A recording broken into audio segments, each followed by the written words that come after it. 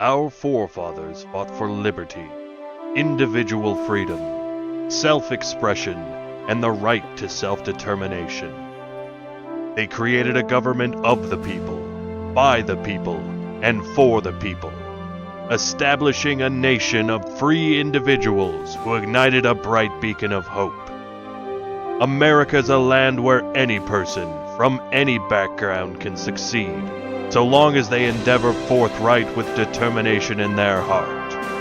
A melting pot, the greatest hits album of the human race. We gather here today to renew that sacred bond, that oath to freedom. Welcome to the marketplace of ideas.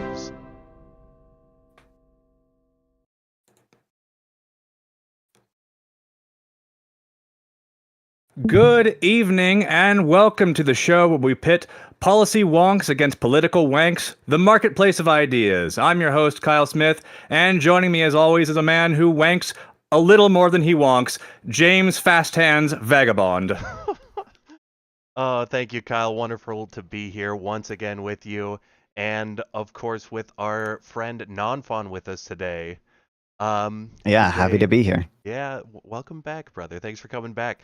We were gonna have a wonderful episode with Soy Pill, but unfortunately they ran into something else they had to deal with. We'll probably be having them on next week or another time. We're trying to reschedule. But tonight we're going to have an excellent conversation about economics. So our current political landscape is full of grifters and hucksters, get-rich schemes, empty promises of easy solutions that will right the ship and bring riches to every industry and worker.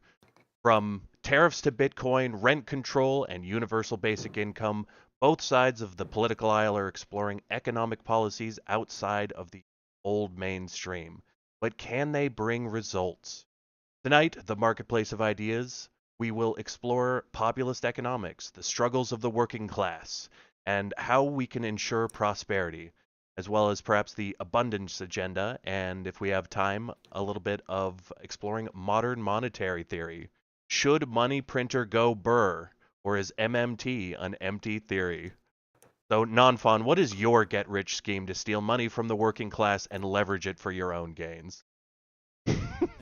I don't know. It's called. There's a bunch of things you can do with Claude Code by now. You can use Claude Code to make some Fortnite maps that scam kids out of their V-Bucks. I see a lot of ads for that type of stuff on Twitter. I mean, it's always the classic, especially it's also enhanced by Claude Code, just trying to scam elderly people, with any number of potential schemes. You don't even have to do the thinking now. Claude can do that too. Yeah, it's beautiful. But ultimately, the real transfer of wealth is simply caused by the evil capitalism that I support, that it only enriches the rich and they get richer while everyone else gets poorer, obviously. Yeah.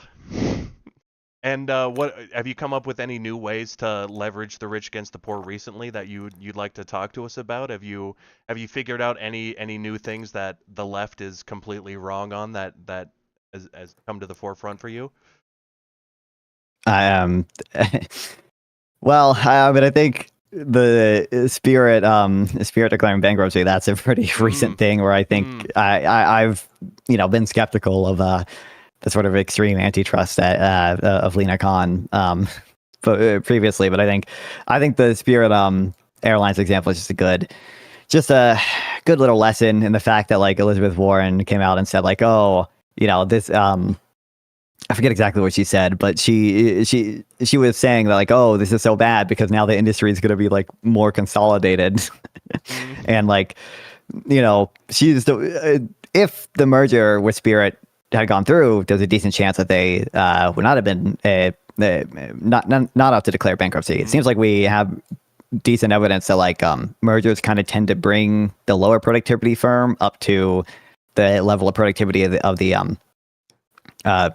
like the average of them. So that would be generally helpful. And if you like the type of markets that Spirit is competing in, it's obviously like the budget market, and they're a good and Southwest as well. They're trying to merge with. They're the ones competing against the big, larger I say premium, but more regular airlines. So even there's not even good reason to believe that Spirit merging with Southwest would have any in the airline market as a whole would even be bad for consumers at all.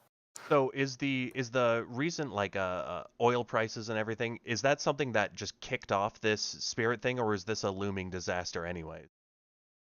I mean, I don't know specifically like if oil prices were the nail in the coffin. It could have been, but I don't think it was that big because I know Spirit has been struggling for a while.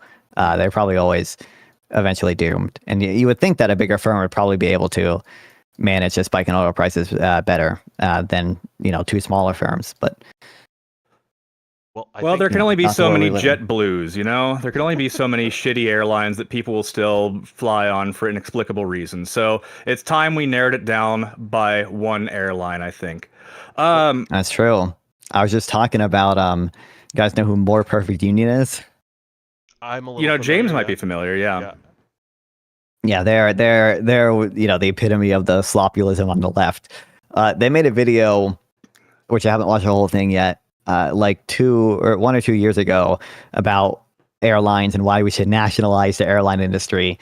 And the Spirit Airlines, their kind of bankruptcy is what made them repost that video to Shorts, and maybe it triggered me. That's why I was a minute or so late because I was triggered by that video and I had to yell about it to my chat.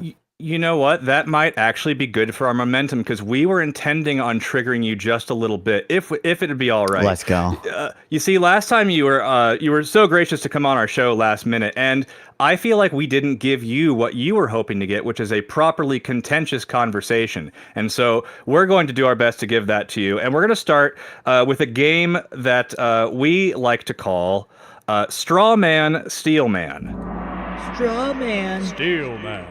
Now, Straw Man, Steel Man is a game that hopefully is self-explanatory, but just in case it isn't, we've got several straw man claims that are geared towards your perspectives, and of course they are not properly aligned in OBS, so we're going to deal with that real quick. But basically, with these 3 straw man, I'd like you to read them out, try and give your best steel man of these arguments as best as you can, and then afterwards we'll give you the opportunity to say what you actually believe. That sound all right? So we're going to pit you against your better judgment.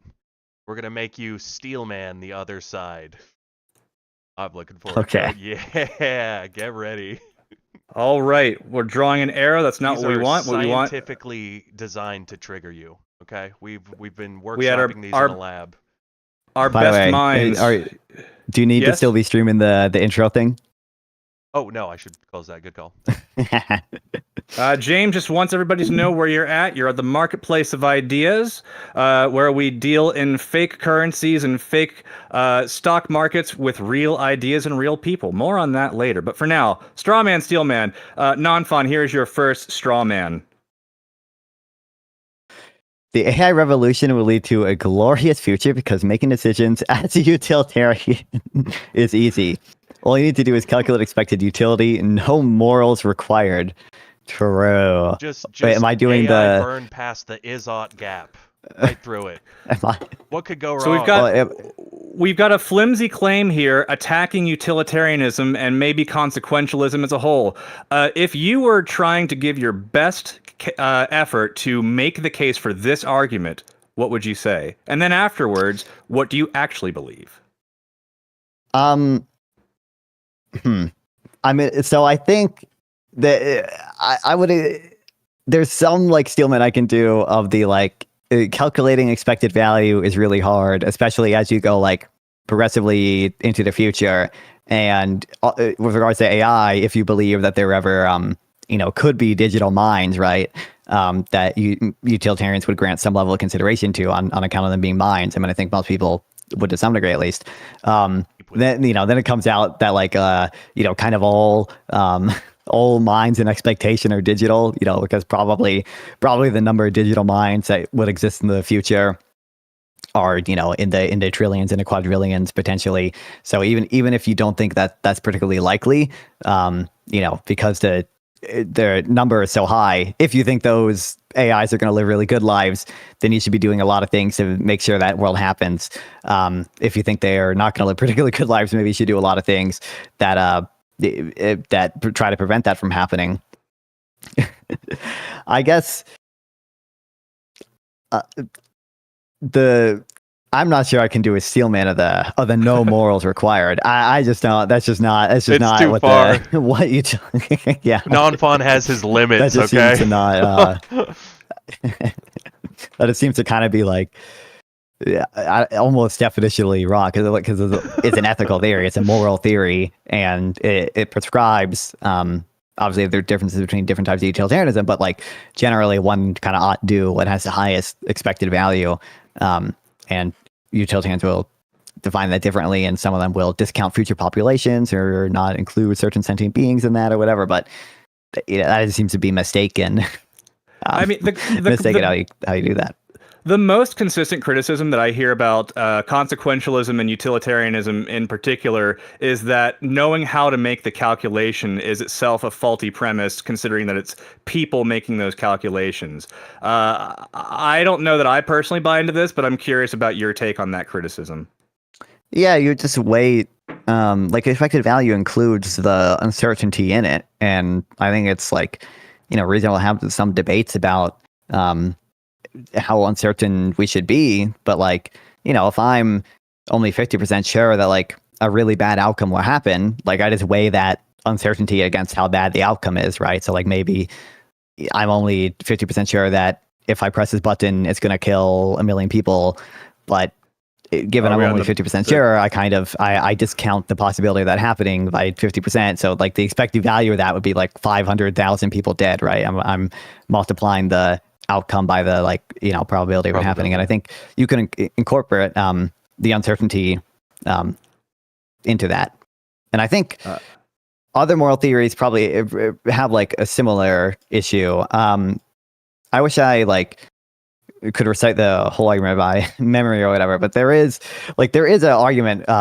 It's called like the paralysis argument. So if you're a utilitarian, because of the kind of butterfly effect, because of how hard it is to even know what things are going to happen in the future, it's not exactly like clear what the expected value of a lot of like ordinary actions kind of are, right? But you would like, if I drive to the store, that's going to be affecting what humans are born in the future. It's going to be moving the wind in such a way that it's going to potentially cause a tornado on the other side of the world, right? But I think because there's so much uncertainty, and because certain things like kind of how good or bad like the average human is or whatever are like random to slightly net positive or just like neutral, or at least on average neutral, right? Maybe your actions cause like 10 really bad people to be born and 10 really good people to be born, right? Like, and most just of the wrong painter to be criticized, and it's all over. I know. Yeah, but I mean, isn't this? You could cause 10 Hitlers.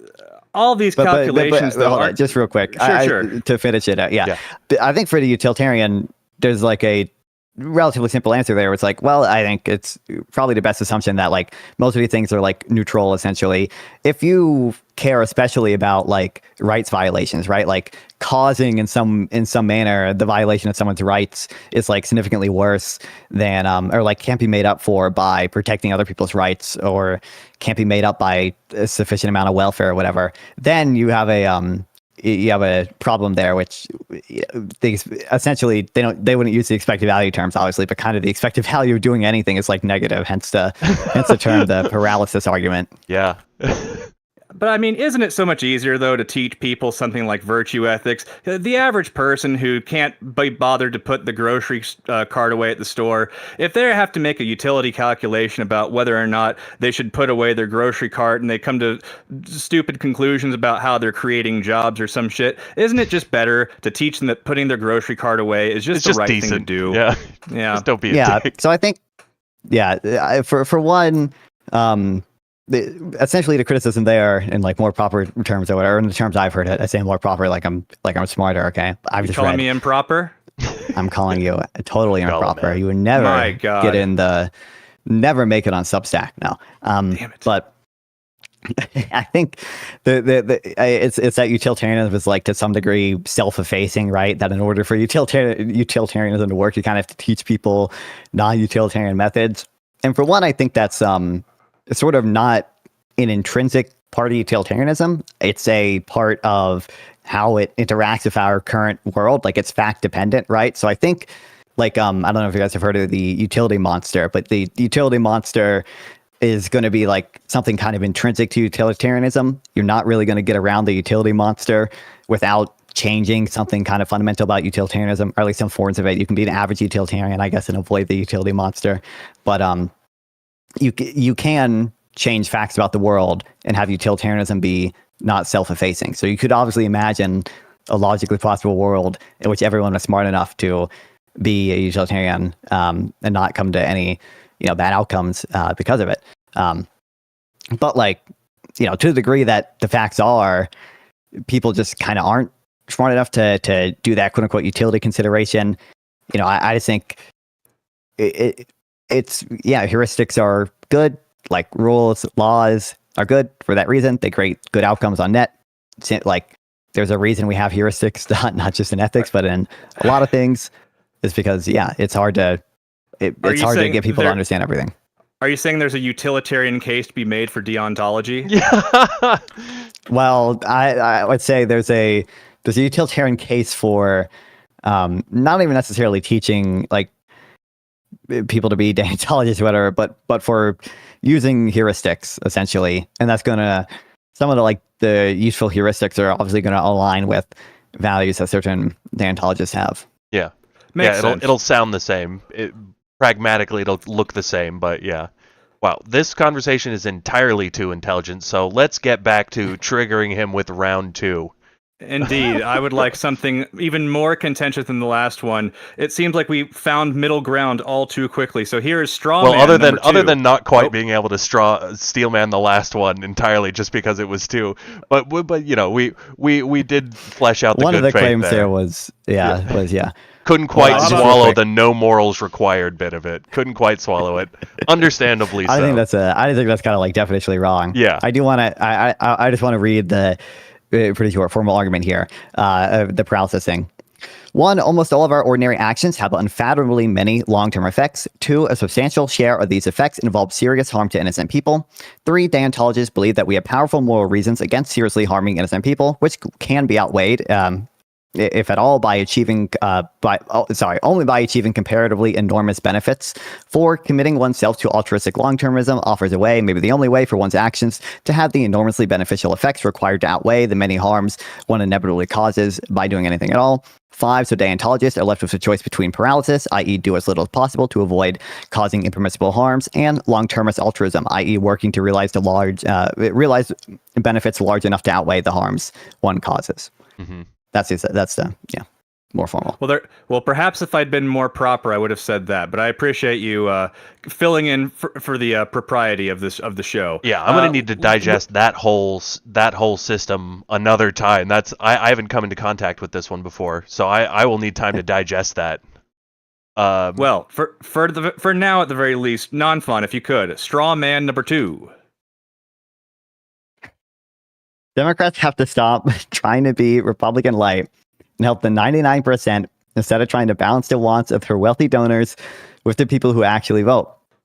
We wouldn't have had any of this nonsense if they hadn't screwed over Bernie Sanders, but Big Pharma didn't want to have universal health care, and the DNC needed money.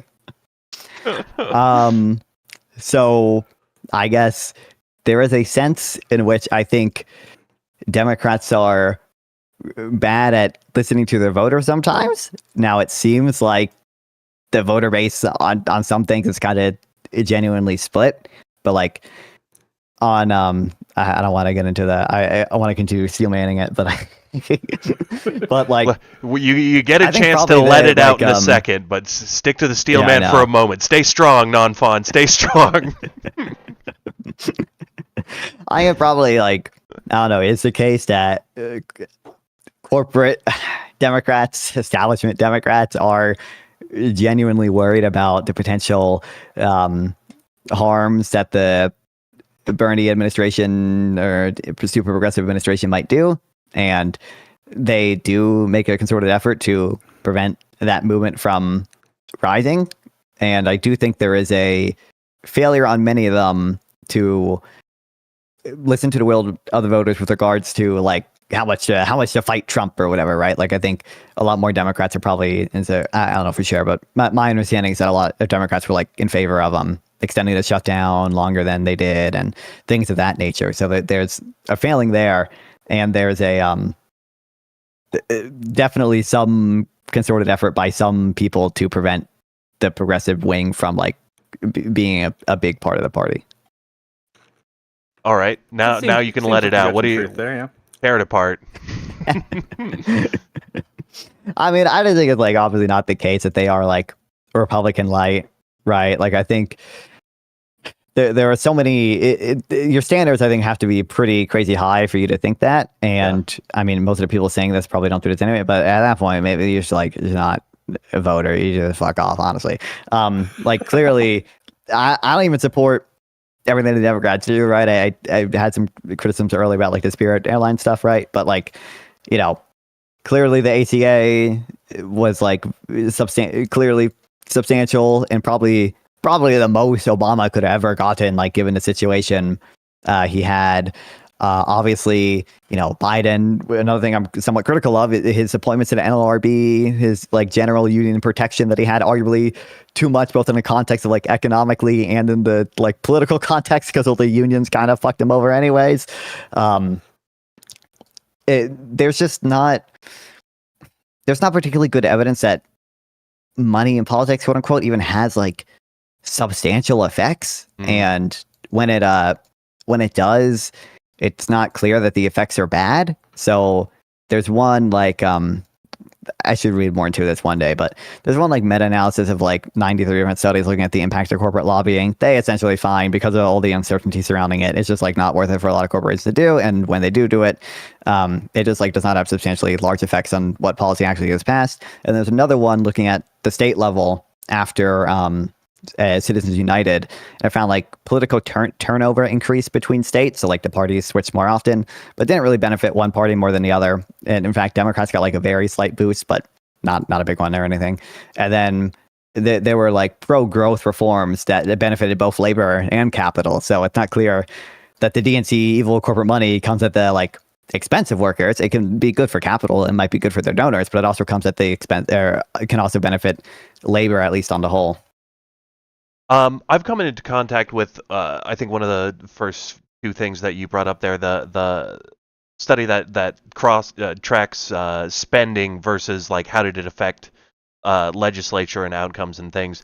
And I think it might be one of those things where it might be hard to track because the sort of things that I think the one I'm remembering is it tracked how did people feel about things, and then where did the money go towards? And the problem there is, I think a lot of you're setting the 2014 Princeton study, aren't you? I think that's probably what you're looking at.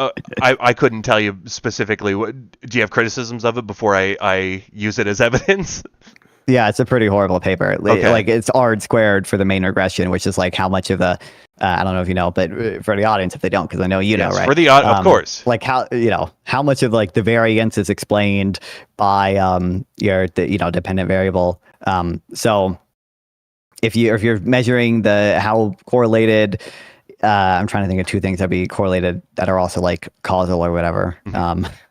I can't. Sorry, I'm tired. I can't think of it. Same. Oh my god. My brain keeps going to the bad examples. But for example, let's just imagine you look at the regression of like inequality and democracy. There's probably some causal mechanisms there. I have criticisms of the studies about that, which I can get into later. But essentially, like and you see like 90% of the effect on of the decline in democracy over 5 years is explained by the increase in inequality over the same 5-year period, right? So that'd be like a strong correlation where your R² is very high. The R² in that case would be 0.9. The R² in their case is 0.07. So 7% of the variation in the outcome of the policy or whatever is explained by the money and spending. politics thing. Okay, so you don't have a criticism And- of that study, but you're saying it wouldn't support a case that it affects the outcomes. Well, I Is think that what that you're is saying? that is a criticism, right? That their main result is like. So they're essentially- claiming that they got a essentially great bunk. result with this .07 when it's People interpret it at the very least as a great okay result. I don't actually because know there's how any they represent it in the correlation even paper. though it's .07.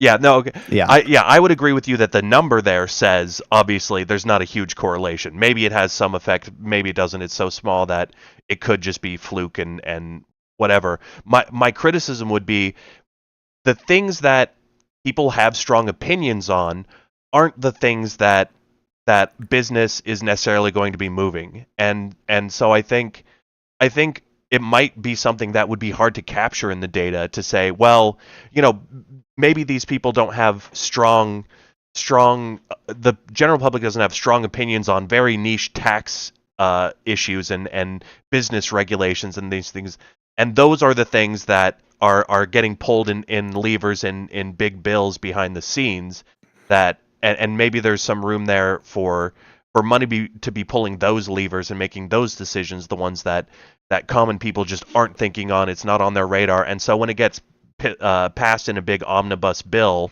with in 10,000 pages, people just they don't realize that is being shaped, and they might not be able to recognize the effects that happen. It might not be something that a study can capture.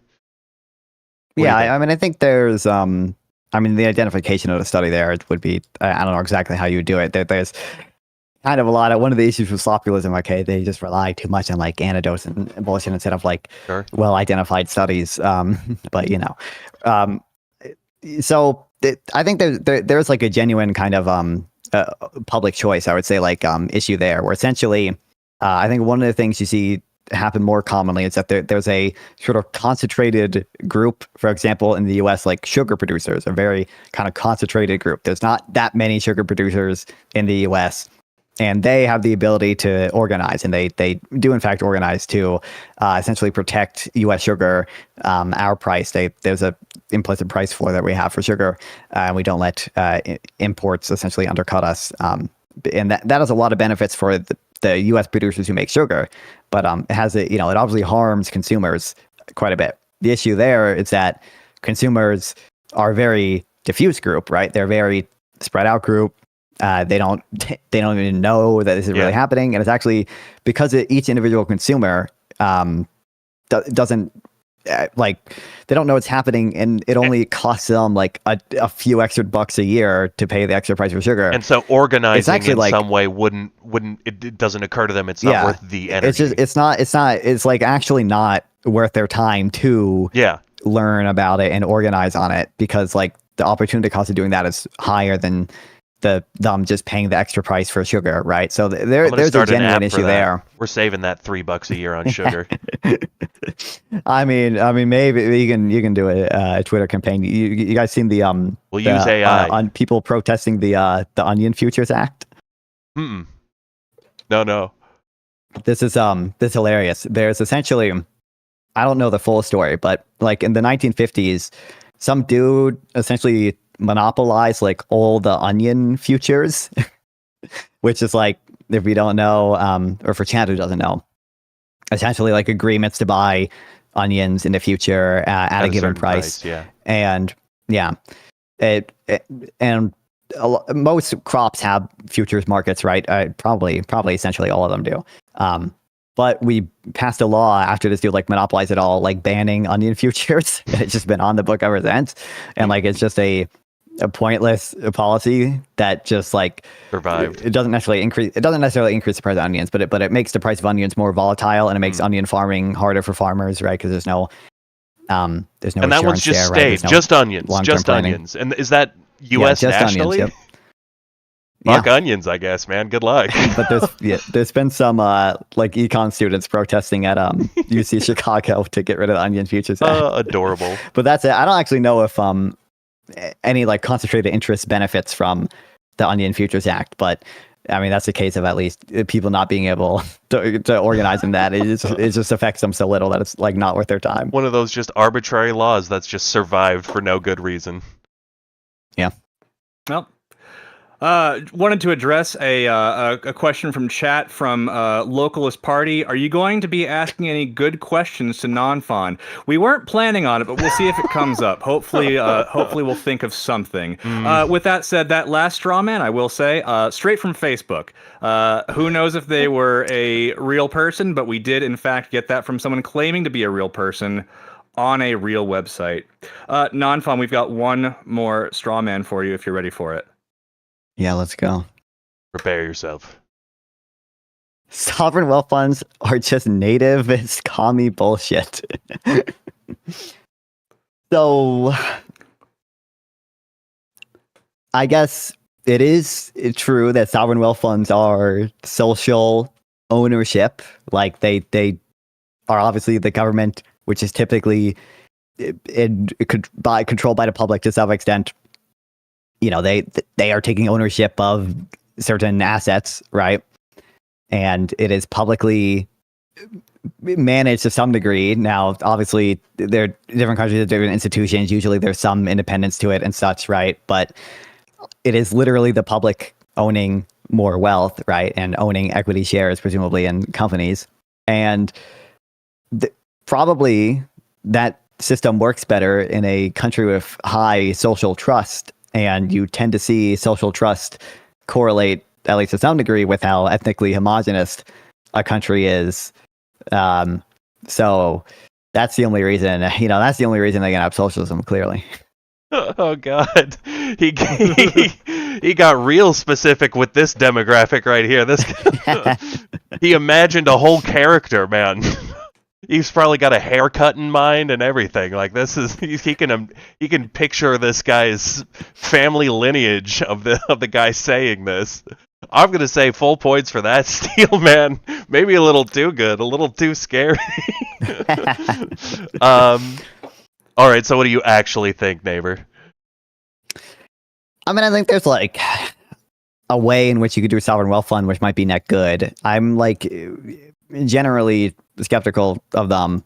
I think there's not like super strong research that just necessarily owning or like the government owning something, if it has a good structure, like Econoboy talks about all the time, how we should have like publicly owned like holding companies, but the holding companies themselves still have a profit incentive and can still go bankrupt, and they still participate in the market. So there's still prices and everything, right? And they are like to some degree publicly controlled, but they're mostly independent, and they kind of the appointments are made non-politically and such. And like under that set of institutions, I can imagine a sovereign wealth fund being, not good. But I think for one, suppose you do a lot of risk. I think there is a like genuine risk there. Like, what would Trump is like questionably legally buying Intel, shares, right? What would we do if we had a Trump like figure of the yeah, exactly. But what would he be doing if we had a sovereign wealth fund? Now, to some degree, like all systems are going to be predicated on good faith, right? Like, you could say, what if the Supreme Court is, all run by evil fucking yeah, exactly. It's like to some degree, it's all going to be predicated on good faith. But I think, you do introduce more risk when you have that type of system. And I think, depending on again, how it's organized, you could essentially reduce the returns to innovation or reduce the returns to, growing your company. So I think if you sort of mandated like at a certain size or whatever, or at least the sovereign wealth wasn't big enough where this was essentially going to happen, where like if you kind of did get to a certain size, you were going to have to sell some of your shares to the government, that potentially could essentially reduce the incentive for you to innovate, for you to, have a bunch of stock in your company and keep it growing. And there is limited, not very good evidence that the ownership solely is what matters. So there's one study from Norway, which has its own wealth fund, obviously.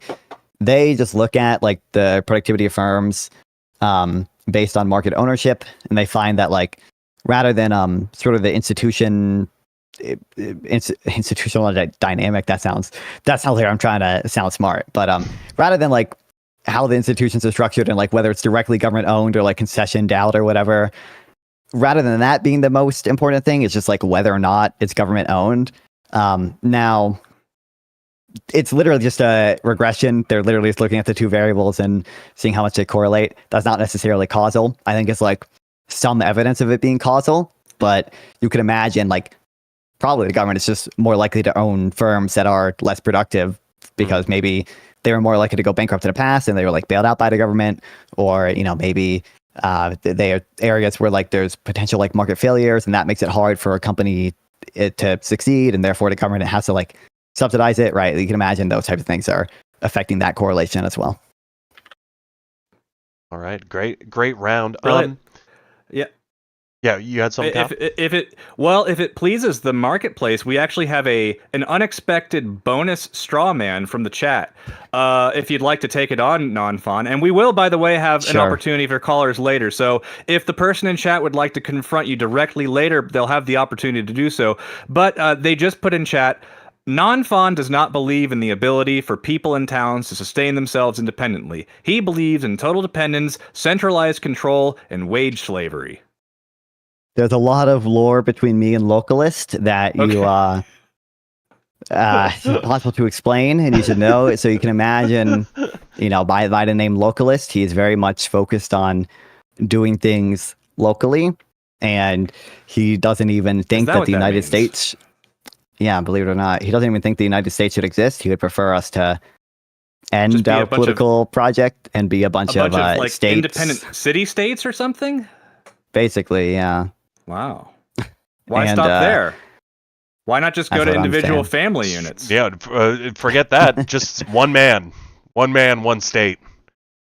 I mean, you need some help building your own house, as he suggests that everyone must do. They must build their own house. It's actually irrational for them not to build their own house, in his view. Or at least for many people to not build their own house. Go full ANCAP.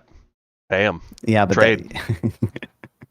It all breaks apart. But I mean, he, you know, any program I support on the federal level or like even state level is like, oh, that's just like dependence on the evil central government, and the federal government doesn't even have this power. He has this like totally insane view on like nullification. By the way, he like believes that states have the legal right to nullify essentially whatever ruling they want from the Supreme Court.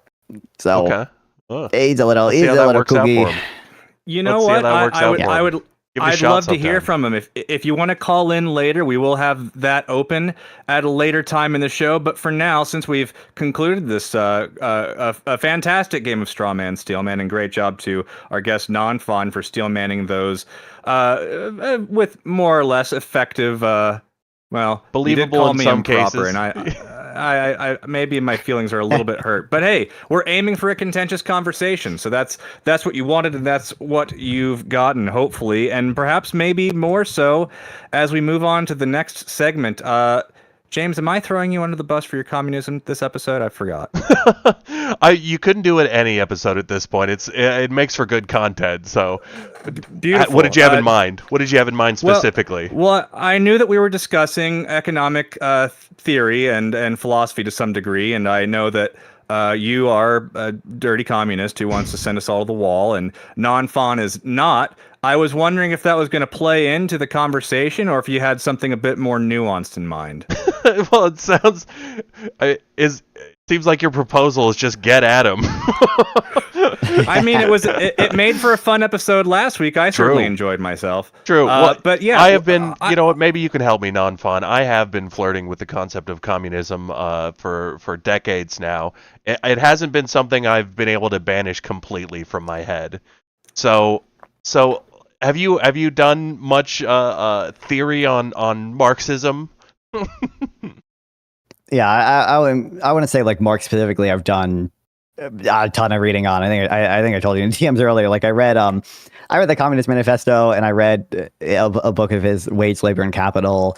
I read them both like 4 years ago, and most of the manifesto obviously has like a lot of political themes. Wage, Labor, and Capital is like essentially kind of mostly about what can be counted as economics for the time.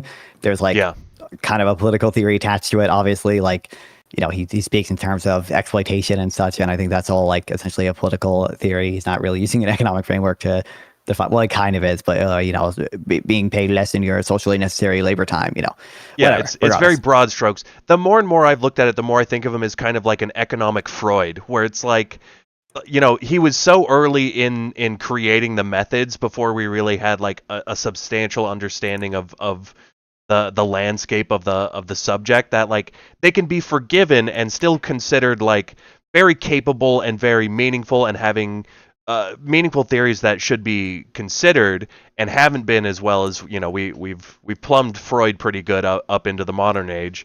It still seems like there are some, maybe I think of him more as someone that can contribute more from a moral perspective at this point, as a philosophical, and that his direct predictions of the fall of capitalism, while there may be a little bit of there in a long term, he didn't realize how resilient it would be in the short term, and so his political project ended up being massively in error because he wanted to jump straight to some end state, and while there may be some there, this is me coming to terms with the fact that maybe I shouldn't be a communist, but I do think there may be some sort of end state there where, as historical or material conditions, allow for a system that resembles some of his predictions, maybe we'll get there.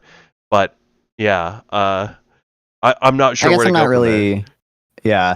I'm not really sure like how much Marx contributed to like the tools or whatever we had, or like even a kind of broad understanding. Like there were, economists, quote unquote, like before him, like, like John Stuart Mill wrote a decent amount about like economics, and I haven't read much of him and myself, but like I've read for example, like Tyler Cohen has a book about like who is the GOAT of economics, and one of the people he considers is John Stuart Mill. And he writes in there like, John Stuart Mill was like sort of using like proxies of a lot of like the sort of causal inference like mechanisms that we have today, trying to compare to the counterfactual, right? Trying to, as well as trying to understand some like theoretical stuff about markets and such. Even Jeremy Bentham as well. That I don't know if you guys know him, but he's a big utilitarian dude, kind of. Not like he's the founder of sort of more modern utilitarianism, right? There's always been utilitarian ideas broadly forever, but founder of more modern stuff. Yeah. He wrote a decent amount about economics as well, not as much as Mills or anything. So, and he was before John Stuart Mill. So I think there are other people like that who contributed as well, probably more. And then I think I'm gonna like I've seen you talk a little bit to Ryan and Connor about this like last week. I'm not gonna disagree with you on some of the sort of kind of more moral questions about like whether or not like property rights ought like fundamentally be protected, right? Like I think something both Connor and Ryan agree to is that like property rights are just kind of like an intrinsically important thing. Like it is just intrinsically morally important to protect property rights, and I don't know exactly. To an almost inviolable degree, where they shouldn't be amended except in the most extreme circumstances. Yeah. Yeah. Well, I mean, Ryan will say like, you shouldn't abolish property rights even if it leads to like a million times more happiness in the world, right? Like he said that in his conversation with Convoy. He said like similar things to me, because it's just like very intrinsically morally important. Like it just is wrong to do that. Yeah. So I think Connor would have a different answer on that, but he certainly values that like intrinsically as well. I don't really do that, but I do think property rights are like instrumentally useful in that like having a system of property rights and of private ownership tends to lead to good outcomes. And I think like you see evidence of that, for example, in like Japan. We have a study comparing like prior to World War II, they gave some islands like property rights and like codified laws about how to buy it and transfer it and such. And some other islands were like delayed in getting that until the end of the war. So we have like decent identification there where we can try to suss out the effects of private markets on similar types of, the places. And it seems like private markets do lead to more efficient outcomes. They do lead to more economic growth, right? And then there's like similar-ish things with regards to, like I mentioned, some of the things about like public versus private ownership. I haven't done a deep dive. There's economists who can test this, but from my reading of the evidence, it seems to be the case that like most state-owned enterprises, at least like directly state-owned enterprises, maybe not necessarily like sovereign wealth funds or convoy model stuff, but they just like tend to be more inefficient than equivalent private alternatives, or what we think the counterfactual would be if they are private. I was talking about a study earlier today with regards to airlines. Like there's a study going over like private versus public ownership of airports, and they found that like even there's what's called like a concession style arrangement where like the government will own the airport itself, but will sort of lease it out to a profit maximizing company. So that way, the actual managers of the airport still have a profit incentive and such. It's just the government is collecting rent from them essentially. Yeah. And they find that like even totally private airports outperform that type of arrangement. So probably there's just kind of good kind of benefits from having this institutional arrangement, even if I don't view it as intrinsically important. And, I would abolish property rights to make the world a million times happier. Yeah, you'd be willing to take that step if we at least knew that it was a pragmatic decision that had results, right? There's no rule underneath that you're not saying it's good in and of itself. If there was a better solution, then you'd be up for it. And so, that's where I'm kind of living too, yeah. It gives me, I say it gives me more freedom or whatever, but it also leads to certain beliefs I have on like what should be to some degree socialized. I flip back and forth on some things or whatever, like how expensive our public healthcare system should be. Yeah. But like I do think kind of fundamentally you're gonna have to have some type of public, if not literally insurance, like at least implicit insurance. I think that's kind of, if you look at like a lot of Republican plans, social backstop, even if it's not in the form of insurance. Yeah. Like if you look at like medical a lot of Republican bankruptcy, plans, that sort of thing could even be some layer of considered that, right? Yeah. Even Republican plans for healthcare that are like the sort of individualized like savings account or whatever, basically all of them include some type of essentially implicit insurance by offering some type of like catastrophic care coverage. And like that is just a kind of implicit way to pool money and spend it on people who, even if you don't call it insurance, have health issues. As long as you can get covered and at the emergency room, that's some sort of insurance on some level. Yeah. And so that gives me more freedom to think about things like that. Think about central banks and like, government probably should do something to try to smooth out the business cycle. I don't necessarily know what the best option is there, but it seems like free banking is not the best idea, nor is like no deficit spending ever, right? I think it probably makes sense to have a central bank. I think it probably makes sense to have the government, in some cases, deficit spend during a recession. But like overall, I think there's reasons to be skeptical of having significant shares of the economy socially owned or having significant shares of the economy taxed, at least depending on exactly kind of what you're taxing. Okay. So you are open to like a significant amount of welfare spending and that sort of thing. You know what? I was reading. Oh, go ahead. Sorry. Oh, I mean, I think like welfare is probably the issue where like I'm probably most like progressive in that, in the sense that I would probably have a decently like high share of GDP be like transfer payments, because I think a lot of the issues that people seek to address with other types of policies, I would seek to address with transfers. So like obviously like unions or whatever, like a lot of stuff is like meant to increase worker power, make the working man better off. I think transfers are probably a better way of kind of doing that. So I think by probably, transfers, I don't you mean know wealth exactly. transfer from like tax bases, etc. I mean, yeah, government transfers. Yeah, I mean it's wealth transfers makes it sound so evil, but it's too commie coded for y'all. I get it. I understand. Exactly. I'll stay in my corner with my ball. Probably the transfers I most support are kind of what I call like horizontal redistribution rather than vertical redistribution. So people think of government spending, government transfers, and all these tax programs as essentially taking from the rich and giving to the poor or whatever. And there's some degree in terms of that. We do have a progressive tax system in the U.S. Obviously, like we do that to some extent. But we also have things like Social Security tax, even like Medicare, Medicaid to some extent. There's a little bit of difference there because some people consume a lot more healthcare than others. Yeah. A lot of these taxes either distribute, like smooth your own consumption over your own lifetime, or redistribute to like similar people to you, even if some of your Medicaid payroll check is just going to someone pretty close to you, but an income level and everything, but happens to have a health issue that Medicaid or Medicare is covering.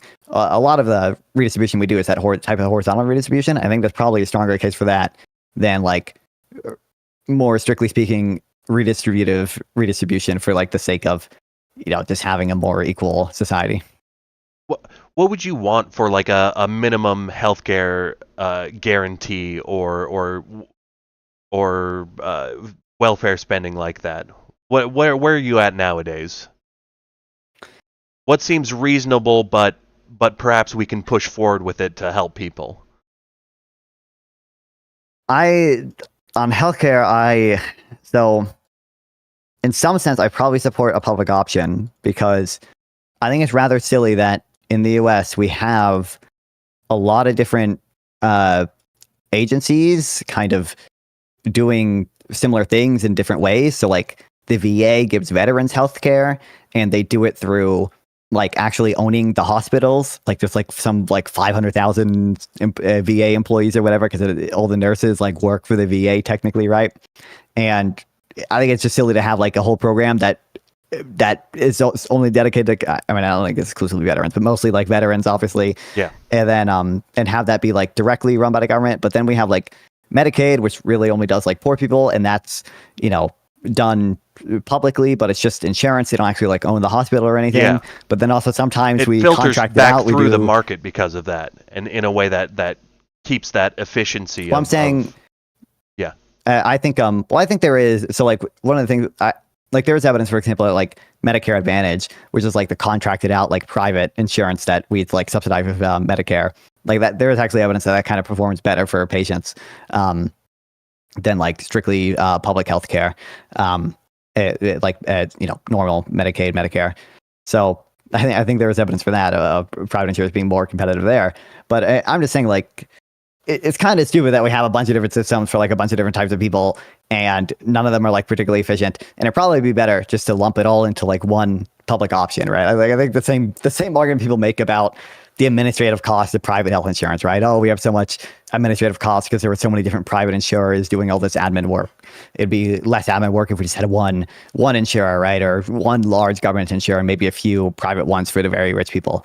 You can kind of make the same argument for why do we have a bunch of different agencies giving healthcare to slightly different people in a bunch of different ways? Like probably you just want a more standardized system for dealing with that. And that would include probably essentially universal catastrophic health insurance, or at least implicit health insurance. You could do like, I'm not sure I care that much if it's like cash transfers to people with like pre-existing conditions versus simply like insurance that in effect operates the same way as cash transfers to low-income individuals or people with pre-existing conditions.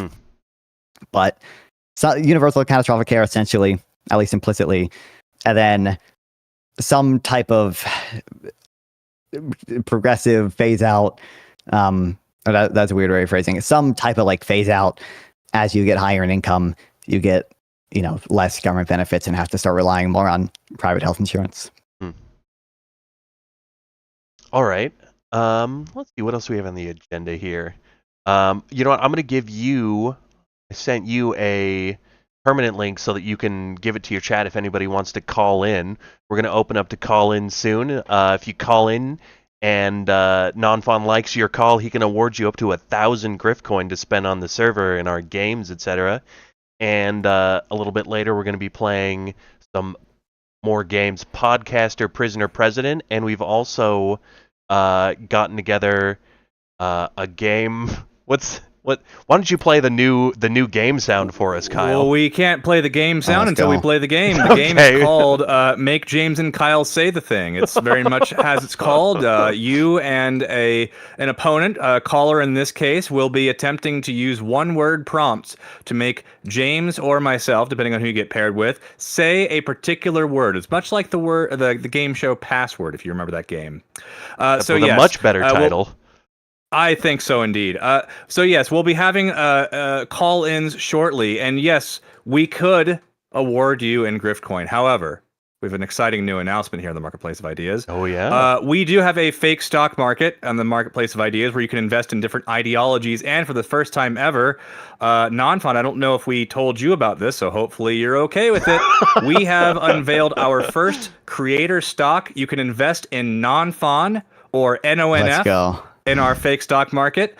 We are going to be introducing creator stocks as we have more guests on the show. And the idea is that as the show continues, the creators will be competing for a top spot on the stock board. Yeah. So if you want to take that grift coin and put it straight into Nonfon, we could just give you the Nonfon token right off the bat. Inflate Nonfon's value and his ego until he's the... Let's go. Actually, Hashtag he is pump our Nonfon. most valued creator on the board right now, as he Indeed. is Let's the go.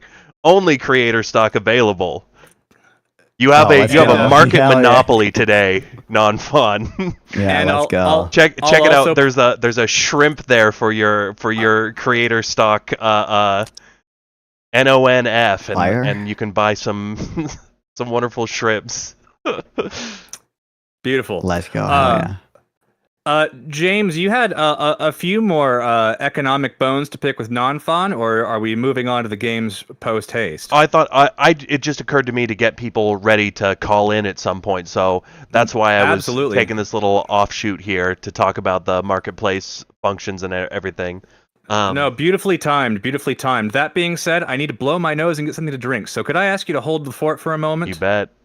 Very bet. good. I'll be back in a few. Oh, let me bring up my list here. Okay, so we've talked a little bit. I think. Okay, let's get into MMT. Is there any promise in MMT? When I was this came to my mind when I was reading your Discord name, and it was saying that you were a pro-inflationary liberal elite or something close to that. Yeah. Are you pro-inflation? What is the function of inflation in a healthy economy? That description is the like opening for the Bernie Sanders page on Conservapedia. Oh gosh. I Great. just thought I thought that website is pure gold. I thought it was funny. Is that I don't purely in think there's, jest? like- There is some amount of positive benefit to having some amount of inflation, right? It gets people to invest. It gives value to like taxes in some degree, right? Kinda. I mean, I think probably the actual kind of justification is it keeps nominal interest rates higher, and that essentially can supposedly at least help prevent a liquidity trap from happening where like essentially we worry about when nominal interest rates go to zero, the Federal Reserve kind of can't really cut interest rates anymore. They have to go to more unorthodox tools like quantitative easing, and there's debates about how kind of effective that is. So we want to keep nominal interest rates higher. Now, if you think sort of the thing called the Fisher equation, it's pretty simple to understand. The nominal interest rate is equal to, the real interest rate is equal to the expected inflation rate or the nominal interest rate minus the expected inflation rate. So if you want, a 5% real return on something, and you expect the inflation rate over the period of the loan or whatever to be 2%, you probably want to actually set the interest rate at 7% because you're baking into your estimate, the 2% expected inflation. So by having the 2% inflation target, we're essentially trying to always keep the nominal interest rate the higher, so that we avoid an issue where interest rates go to zero and the Federal Reserve can't really do much to control the economy at that point. Supposedly, they do have other tools that they can use and they are arguably effective in some manner, but that's probably the biggest reason we do it. Okay. So what I'm garnering from this is that was a sarcastic statement, not a you're not actually a pro inflationist. I was hoping I was hoping for that to be an into a conversation on modern monetary theory where perhaps there is a solution to this equation where it's okay to print a certain amount of money as long as all other things stay stable. Sure, we can talk about that too. Obviously, I think I almost feel like we're saying I'm entirely too many pro-inflationist. numbers and economic theories for the average viewer to have any idea what the fuck we're talking about. think, I'm I don't, struggling to follow it in many ways, mainly just because Sure. I didn't get enough sleep. So there's a lot of highfalutin concepts flying my way. But none yeah, of my what do you think? What do you think? none of my takes are going to be like super high credence on this. Yeah. But my view as of now is probably that inflation itself is not really what matters, but nominal income growth probably does matter. And you can think of, GDP is also equal to income. Everything bought in the economy is it sold to someone. It's someone's income, obviously. So GDP is equal to our total income. There's something called nominal GDP. That's just GDP in current dollar amounts, right? Not adjusted for inflation. And, nominal GDP is equal to nominal income.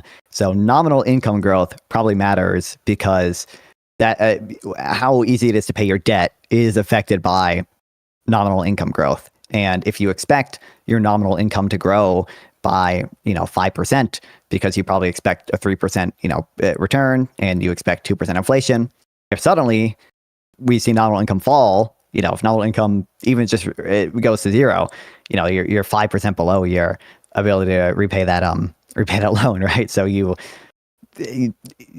business or you personally are put in a tough situation there, and that essentially can cause some type of what's called like debt deflation model where that dynamic can essentially spiral. Yeah. Where because your nominal income decreases, you then will fire employees or whatever, and their income is going to decrease because of that, and that leads to a further downfall in demand. And I think what that arguably, again, not super high credence takes. There's a idea to fix this essentially called nominal GDP targeting. Essentially, the Federal Reserve, instead of committing to an inflation target, would essentially say, what are you going to have nominal GDP grow at 4% or 5% a year? So what this would allow is the inflation rate to sort of vary with productivity. Because in any given year, you probably have like about on average 2% real growth and 2% inflation because we target 2% inflation, right? So nominal GDP targeting would allow, if we just had like really strong real growth one year, if we had 3% real growth, you'd only see 1% inflation.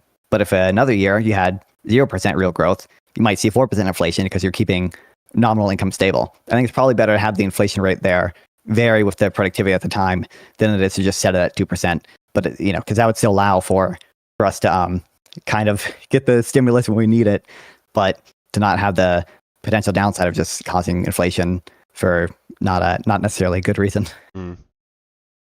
Oh man, do you think there's any chance of it there, or is this just people wonking and wishing that they could find the key to unlimited spending? Is it sort of a thing where theoretically it could definitely work, but in the real world it just spirals out of control in too many unoiled little new machines that you have to adjust for in this sort of planned economy almost to some degree? Well, the Federal Reserve already has like this power. They already have control over the money supply. Yeah. They already decide the long run average inflation rate. It's just we've always been fairly conservative as we kind of can be. We've defaulted to. Yeah. Except we do have the dual mandate. So, by law, they have to care about inflation and unemployment. And maybe that might give them the leeway to just do NGDP targeting because they could just say, we view this target as consistent with both our goals. I'm not certain that would hold up to legal scrutiny, but I think it probably would. But NGDP targeting is like, a lot of economists support it. Even like, Paul Krugman supports it, right? And Scott Sumner is a big supporter of it. He's a big market monetarist, and they tend to support that type of thing. Paul Krugman's obviously very, very popular, probably the most famous economist, at least alive. And he has been in political administrations in the past. Mark Carney, who was I almost said CEO, Prime Minister of Canada right now. He used to work at England Central Bank, and he supported NGDP targeting as well. I don't know if he's commented on it since he's become Prime Minister, but like certainly it's not out of realm of possibility that if not Canada, some other country would do it. Israel doesn't explicitly target NGDP, but they obviously the Jewish people is going to have good central bankers. So, but they've kind of implicitly targeted NGDP. They had a central banker, Stanley Fisher, I think, who did very well during the 2008 recession because they kept GDP growth stable. Well, okay, let's get this a little bit out of the weeds and more into the real politics, because like it seems like the big problem right now is just how sweeping the claims are that are being made on the far wings. And is it even possible to have a winning campaign based off a rational economic theory right now, or are we going to have to throw a little bit of red meat, even if it creates more problems, even if it gums up the works of the economy, and we might lose some efficiency and create some pain points? Do we have to sell those things just to compete with, you know, the right wing nonsense that's saying that we can just like tax the world with tariffs until they bend to our will, or you know we can just make you know, Mexico pay for the wall? You know, just these nonsense economic theories. Can a sensible economic policy even compete on the stage right now? Will the far left even allow that to be you know, accepted, or are they going to say, well, there's not enough economic justice in your sort of more conservative than they want economic model? Do you think you can craft something that will win? Not for my exact policy decisions, but Sure. I don't think there's any way that like you can be that popular without doing some type of like pseudo populist messaging. It seems like people do really like a fucking us versus them narrative type thing. Now, I don't think that necessarily has to play into like the worst, you know, types of populism. I think you can do it against like very valid concerns about like, you know, Trump's corruption, and to some extent people do this. John Ossoff does it to some extent. I don't necessarily like the rest of the stuff he does, because he talks a lot about the corruption in big pharma and stuff like that, and that's frustrating and I don't think true. But you know, there are genuine things where you can campaign on like a populist anti-corruption message, where you can campaign on like affordability and say, oh, these tariffs are so, you know, so bad and they're causing everything to be super expensive, and like there's genuine truth in that, and it's at least it has the potential to be popular with people who are open to that type of messaging. So maybe economics is the place that you go for that raw red meat politics. You know, we find the other issues that we can work on. I do think that it's going to be tough to get a winning message out there if you don't go populist on the economy, because right now the economy is such a big issue, and it's going to have to fight against other populist messaging. We might be able to just squeak by on Republicans very bad, and you know, because there's so much popular sentiment right now out there. I mean, I think again, I don't know necessarily if this will do better than the more extreme populist messaging, but certainly like you can also connect the affordability issues with tariffs to the potential corruption they allow, you know, if certain deals Trump and his family have gotten with regards to the tariffs, the potential insider trading with regards to some of the announcements, right, that he's made about pausing or reinstating them.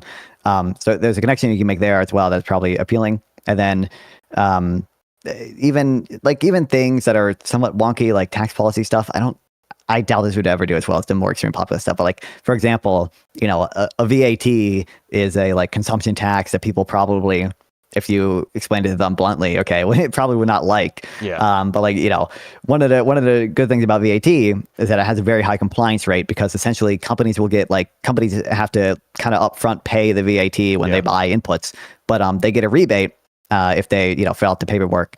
That explains as an input, business input or whatever, and they can claim it as a rebate. So, you know, they wait. Who that's the thing you could frame the as individual or the company. You said the company. Oh, the company. Okay. So a VAT, the end burden will be on the consumer. Okay. But like at every step along the supply chain, companies will have to pay some of the VAT upfront, into the, and then they. Yeah, gotcha. Yeah. So the end burden is on consumer. Ideally, a VAT on net burden is like identical to a traditional sales tax.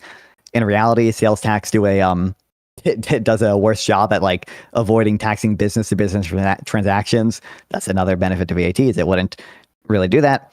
Oh, and add additional taxes up the supply chain, sort of thing, right? At layers that. Well, yeah, but the end burden is only on the consumer, at least ideally. Yeah. Ideally, again, the end. Yeah.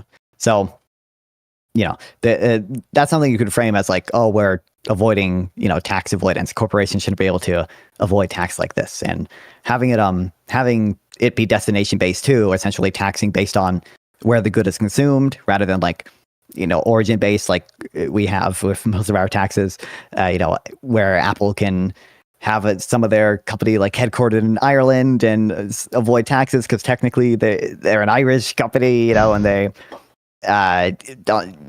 should only have to pay Irish taxes, right? You can avoid issues like with that, like a VAT, a VAT or any destination-based tax, and because that's another thing you can frame as like it's at the point of consumption, sort of, and so it'll knock back it's through that entire chain, and the taxes essentially would end up being paid. Where the good is consumed is where it's taxed at. Like one of the things, I think actually I believe Trump has called this out before.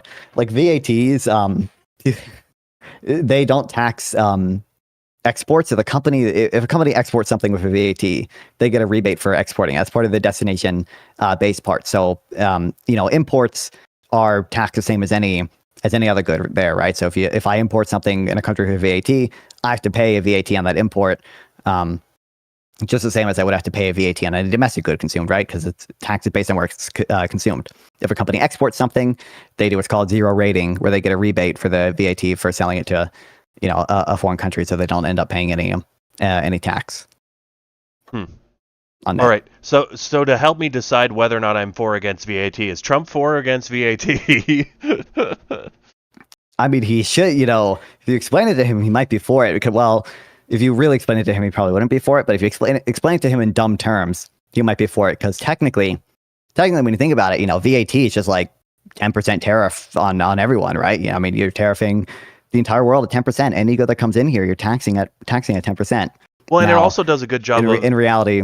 Or I haven't thought about this as much. Would it work both sort of progressively but also fairly, in as much as the more you are consuming, the more you are then taxed, and therefore the lower end consumers will not be taxed outside of how much they're consuming, right? And so it would simultaneously be on some level fair, but also progressive in that those who have the most ability to consume and spend will be then taxed more.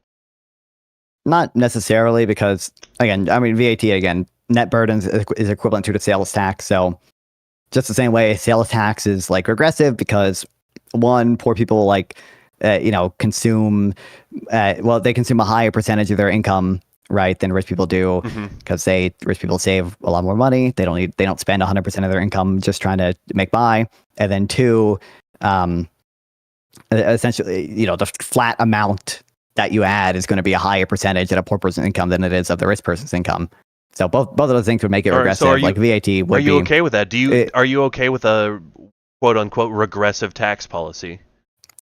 You could obviously have a tax system. We kind of do this already, where some parts of it are regressive and some parts of it are progressive. And most proposals for a VAT would be a VAT with rebates or with transfers to essentially offset it for the lowest income consumers. Okay. But I think like the efficiency gains in terms of like tax avoidance, getting rid of that, and just having a sort of non-distortionary tax, right? You don't really want to be distorting the decisions about, for example, what makes it different from, one of the things that makes it different from tariffs is that, you're not distorting whether or not people buy a foreign good or domestic good. They both, the relative price of them both increases by the same percent of whatever the VAT is. People just might consume a little bit less overall because it's more expensive, but it's not distortionary in that manner. You have a very broad tax base, essentially all consumption. Now, in reality, in the real world with political constraints, if you look at most countries with VATs, they exclude food or they exclude some other stuff. But broadly, it's a broad base. So how would you have it be non-regressive? Could you do it in something as simple as just like a VAT initial tax credit, so that people below a certain amount of spending effectively don't feel the cost of it, or what? How would that work? How would you make it less regressive? I'm not sure what my optimal policy would be, but like just generally, you would do some type of like, either just essentially have like, a really high like standard deduction, for example, such that like you're on net kind of just not paying tax if you're in a low enough bracket that you're spending a lot of money with VAT, so you can offset it that way. Or you could do some type of more explicit kind of transfer from the government. And, whether that be, I probably prefer like mostly cash transfers or like mostly maybe refundable tax credits. But you could also you could do in-kind transfers if you wanted to, right? If you're taxing someone 5%, 10% on all the food they buy, but you're also providing them food stamps, on net, they might come out on top from that still. When you talk about a refundable tax in-kind credit, benefits they're getting. Sorry. When you talk about a refundable tax credit like that, doesn't that sort of create an amount of friction on the poorer people? Or could you make it like a monthly tax credit, sort of like they did with the child tax the child? Yeah, I would want to administer it with as low administrative costs as possible. So that might look like a monthly payment in the same way we did like with a child tax credit. Okay. I'm not sure politically would be feasible, but ideally probably. What about a Andrew Yang style $1,000 a month non-means tested universal basic income funded by VAT taxes? What Let's do you think get about into that it. idea? That'd be base. Just Let's based. go. No. Ideally, I didn't take you for a Yang ganger. I think I'm not sure I'm necessarily a Yang ganger, but I think a lot of decent ideas about UBI and the administrative efficiency of that stuff. And I think he was I'm not sure, he probably goes further than I would, but obviously I think his views on AI or whatever he's bragging about now, he's like, I fucking warned you guys, I fucking warned you. But so maybe I don't know, maybe he was right, maybe he had some incredible foresight. I'm not sure about that, but I think ideally, though, the kind of policies I'm talking about are going to be like on net the same with regards to after tax income. They just might differ in administrative costs. So like there's a good example by Greg Mankiw who I can pull up, but essentially you can imagine a tax system that does like for any tax system that is has like progressive taxes and progressive transfers. There is a flat tax and flat transfer alternative tax system that will literally have the same outcome on net with regards to the change in after tax income. So with regards to the change in how many benefits you get from the government versus how much you pay in taxes. I can pull up the exact example at some point. So generally, you are like open to the idea of a UBI. You don't think it would have any sort of massively inflationary effect, as many people have predicted. The Reddit reaction to it is, if you give everyone $1,000 a month, then rent goes up by $1,000 every month, and then we're back to square one.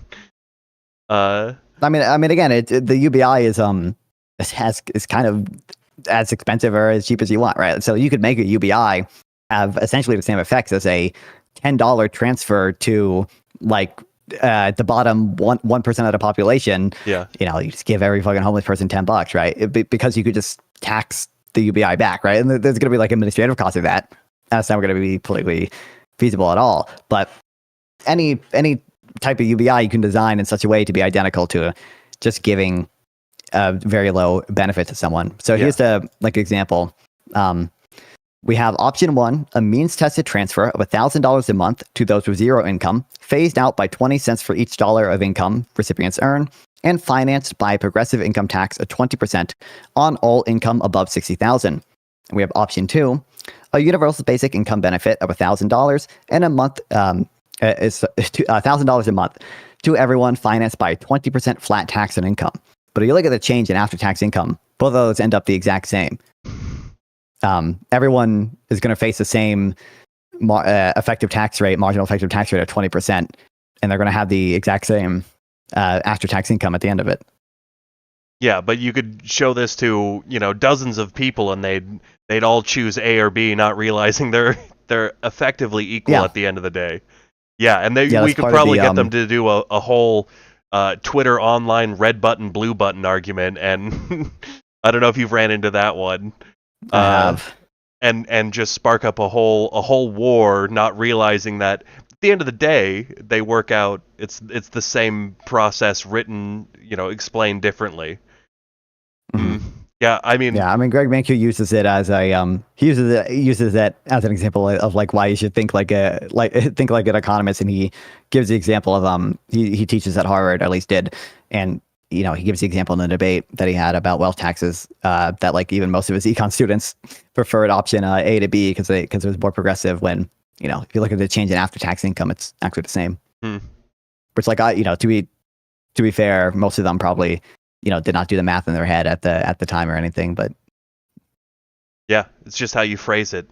Yeah, there's a million little issues like this where just the way you phrase it, even if you're saying the same thing, like if you said the child earned income tax credit or whatever it was, if you just said we're gonna give money to poor parents or we're to parents, like if you just say it in a dumb way, it could absolutely wipe out the support for the program versus if you just use the right imagery and talk about helping struggling parents and there's that great fact of like it raised 30% of kids or something like that instantly out of child poverty.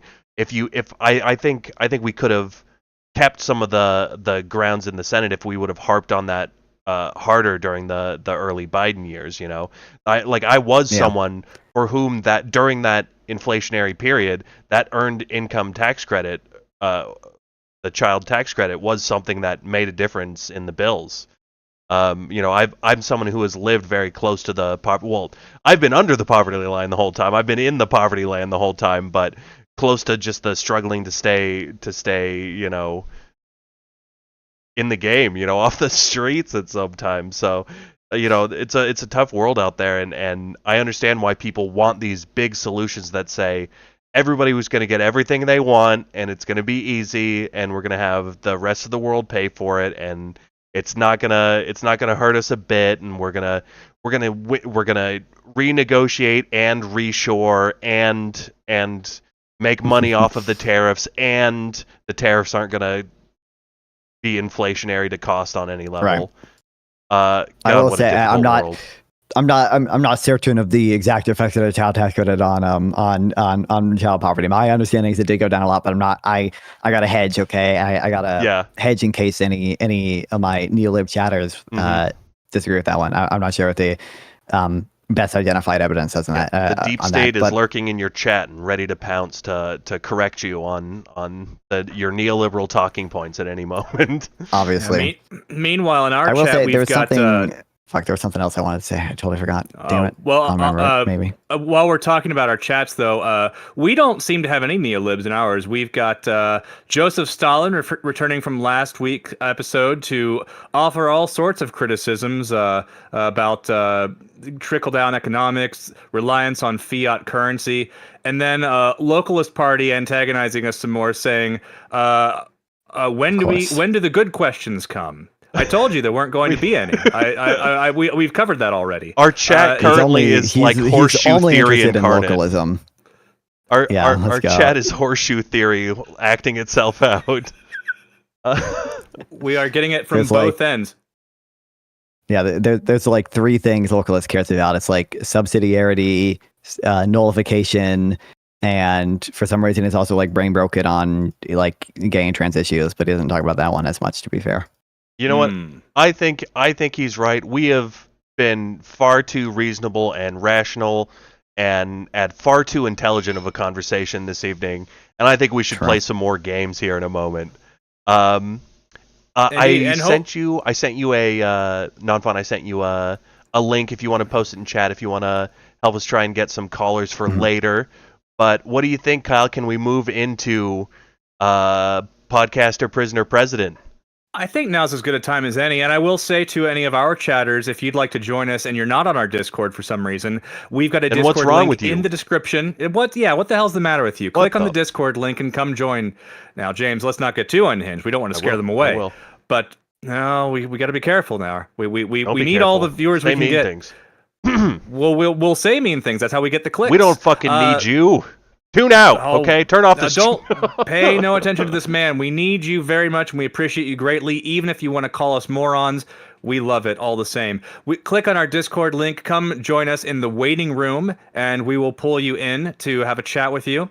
If you're And watching on tonight, yeah, Nonfon stream you have two options. You could have yourself a little, if you have some questions for Nonfon, if you want to, if one of you fellow commies in chat want to come thrash his neoliberalism, please do.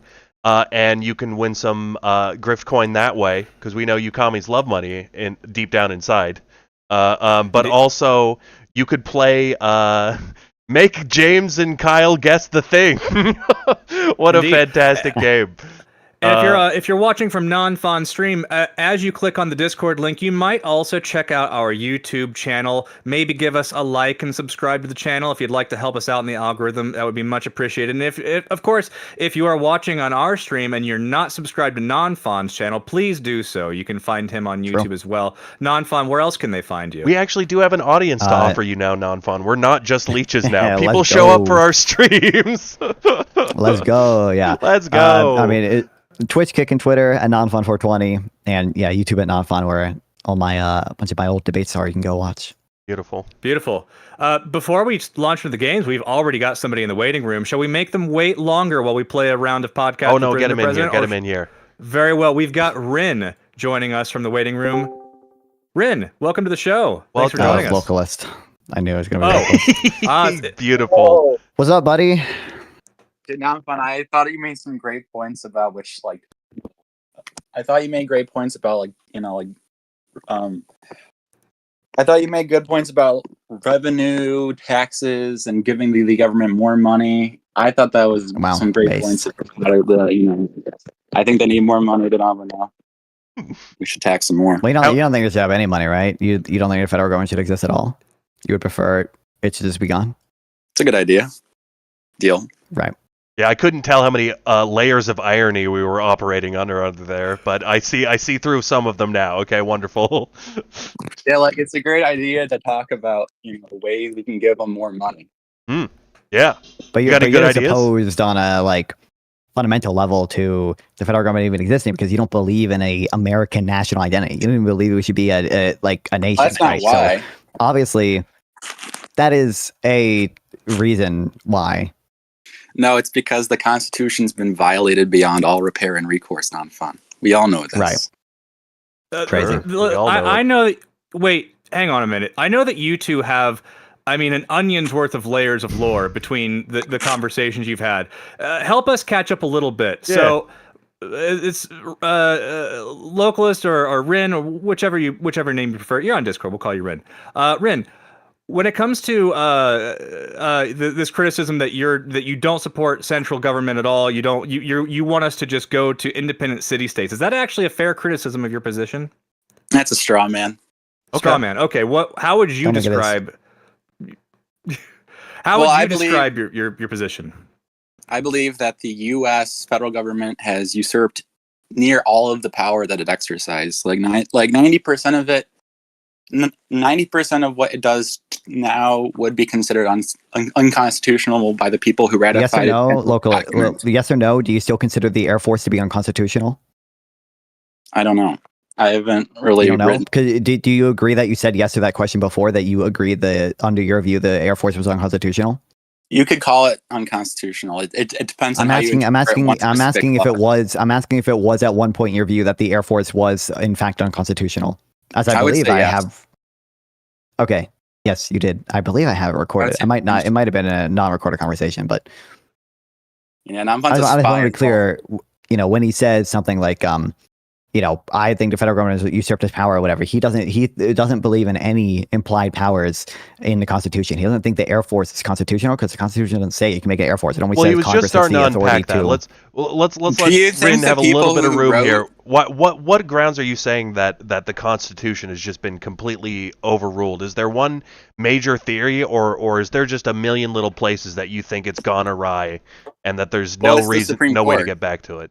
You think the Supreme Court? Well, what kind of? No, what I mean is, what kind of laws, what kind of constitutional structure do you think has been violated specifically? All of it. The limits of federal power are no longer determined by the Constitution, but by what the Supreme Court allows Congress to get away with, and that's been the problem that's allowed for 200 years of massive federal expansion. So yeah, like now I mean, instead of isn't the Supreme Court built into the Constitution? Isn't that following the Yeah. Constitution? no, what it does today is not what it's authorized to do in the Constitution. No. So is your criticism just that they've sort of taken too much power and sort of legislated from the bench? Not that, it's they've hijacked the entire Constitution and have been the limit of The whole federal thing. power instead of the Constitution. Hmm. And so, like, no, like All of it. the the clauses in the Constitution in Article 1, Section 8, the powers of Congress no longer mean what they actually meant, and how they were understood by the people who wrote and ratified them, and are now just determined on whatever the Supreme Court opinion is tomorrow. You agree that under your view, localist, it would be determined by whatever the state Supreme Court's opinion is? No. Why not? You just to be, No, to be clear, you believe that states have the right to nullify Right to judge orders from the Supreme Court or laws from the federal government, correct? I believe the states have the right to judge when the Constitution is infracted and to Okay, so in your view, it's simply up to the resist the states enforcement Supreme of Courts. unconstitutional federal laws. Okay, so in your view, isn't it just up to the states Supreme Courts what the Constitution Not the means? Supreme Court of the state. No. A Well, state, some not- sort of who- court. then who's it up some to? sort Who's it of up court. to? Yeah, Who's it's it got up to be to within the adjudicated at state? some level. Unless you're saying the state, maybe it's a state legislator, but it has the same issue. well, you the real question is who exercises the sovereignty of a state? Whether it's not Okay, the state you said legislature. the Constitution's been destroyed or whatever because it's simply just up to the Supreme Court how to interpret it, right? I'm asking under your view, wouldn't it be the case that there's just going to be 50 different institutions that have differing interpretations of what the Constitution means, and at times could provoke conflict between the state and federal governments insofar as like these things differ, right? I think that's a worse system than just having a Supreme Court essentially have the final say on what the interpretation of the Constitution is. That is the cost of freedom and the cost of these states. Are you conceding? Are To you be conceding able that it to would be? have Are you constitutional conceding that review. it would be worse in terms of human welfare, and you're just okay with that because Absolutely of some, not. Absolutely not. Okay, so I don't know. You mean so? What is the cost there? Then the cost is not a loss in human welfare. The cost is I don't know how those two things connect. Like as human in you welfare. said that's the cost for freedom. I was saying in your view you're going to have a problem where rather than one institution, being the final interpreter or whatever, it's just going to be 50 different institutions in the states giving their final interpretation, right? And I think that has not only is there the same problem there where like the state Supreme Court could decide whatever they want, right? But there's also the issue of potentially some conflict existing between the federal and state governments insofar as they have differing views on the interpretation of the Constitution and both of their powers. And this is something that we had historically, right? Like with the nullification There are crisis. problems built into both things, whether the constitutional review power is only in the Supreme Court or if it's also in this. I agree there are problems built in both cases, but what you say is so bad, about the Supreme Court or whatever, or the current federal government, I just don't think is unique to the federal government. I don't think it's unique to the Supreme Court. And I think, again, under your system, we would have the potential for like federal state conflict that we haven't really seen. I disagree because when the Supreme Court acts, it affirms power. So it's like a positive grant of power 90% of the time these days. When a state nullifies a federal law, it's a negative, right? So it's saying that you. I don't know if that. I don't know if that logically has to be the case, but Obviously. Regardless, I don't think. I mean, presumably, a Supreme Court or like state level Supreme Court could rule that like there is a constitutionally protected right to something like abortion, right? A state? No. Why not? Why couldn't they? So wait. Under your view, explain to me why California couldn't say, we disagree with Roe v. Wade, or we disagree with this federal law banning abortion. Therefore, we are nullifying this order, nullifying this law, and we're not going to listen to that. Why couldn't the California Supreme Court say that, under your view?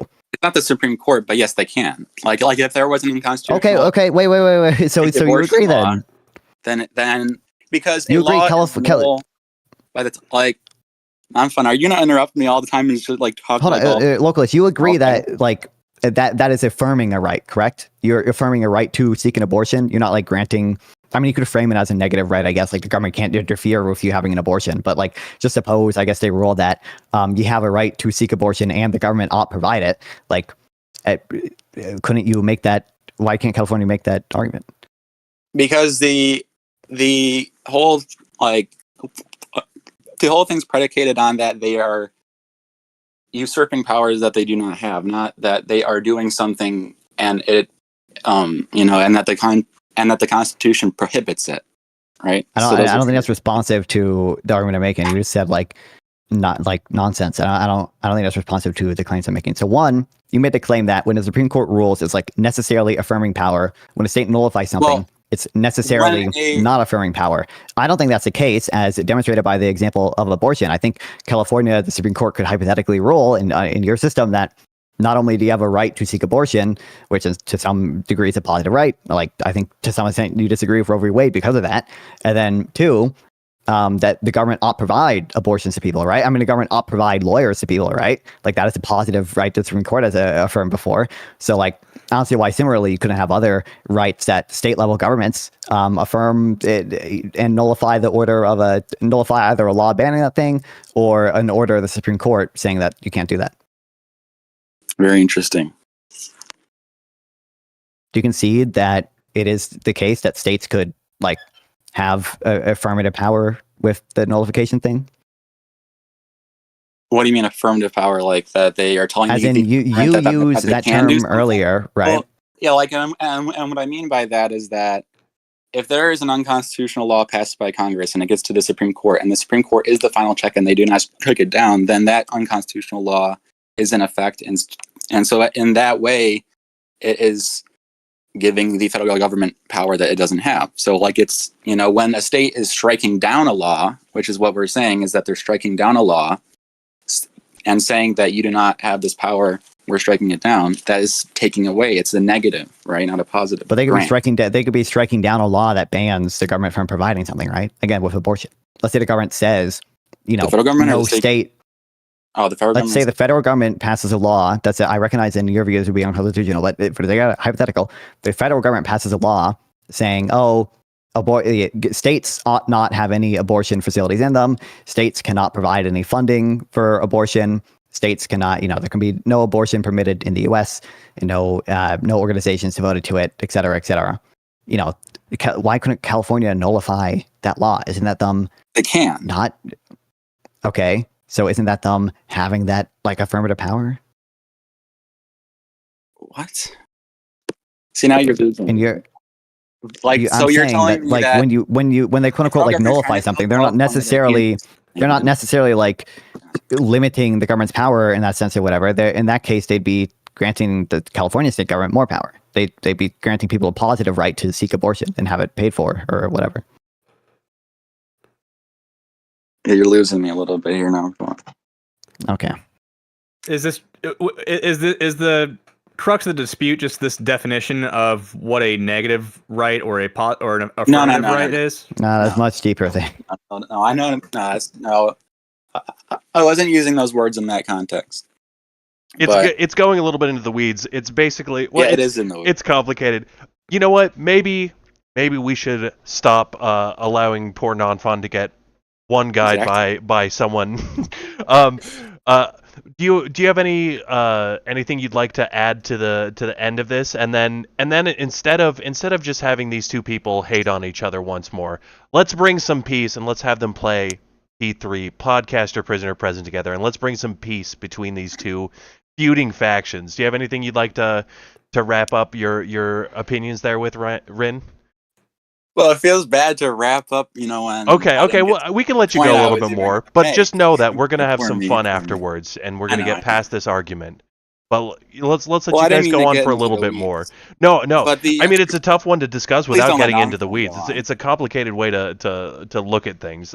It seems to me like you just have a general criticism of not necessarily the structure, but the way it's coming out, or maybe there is just more to get into there. Okay, yeah.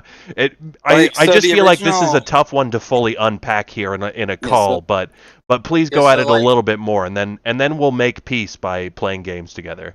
here in a moment. What me and Nonfon were really arguing about is who has the final right to judge the infractions of the federal government. Now, that wasn't the actual thing that I was asked or that we were talking about, which we were talking about why do you believe the union should end, which is that the Supreme Court has hijacked the Constitution and the federal limits are no longer the Constitution's actual meaning and are subjectively determined by the Supreme Court, which is allowed the Congress to do things that are blatantly unconstitutional and expand powers in massive ways and rank up the entire country and do everything that you see that you don't like is likely unconstitutional.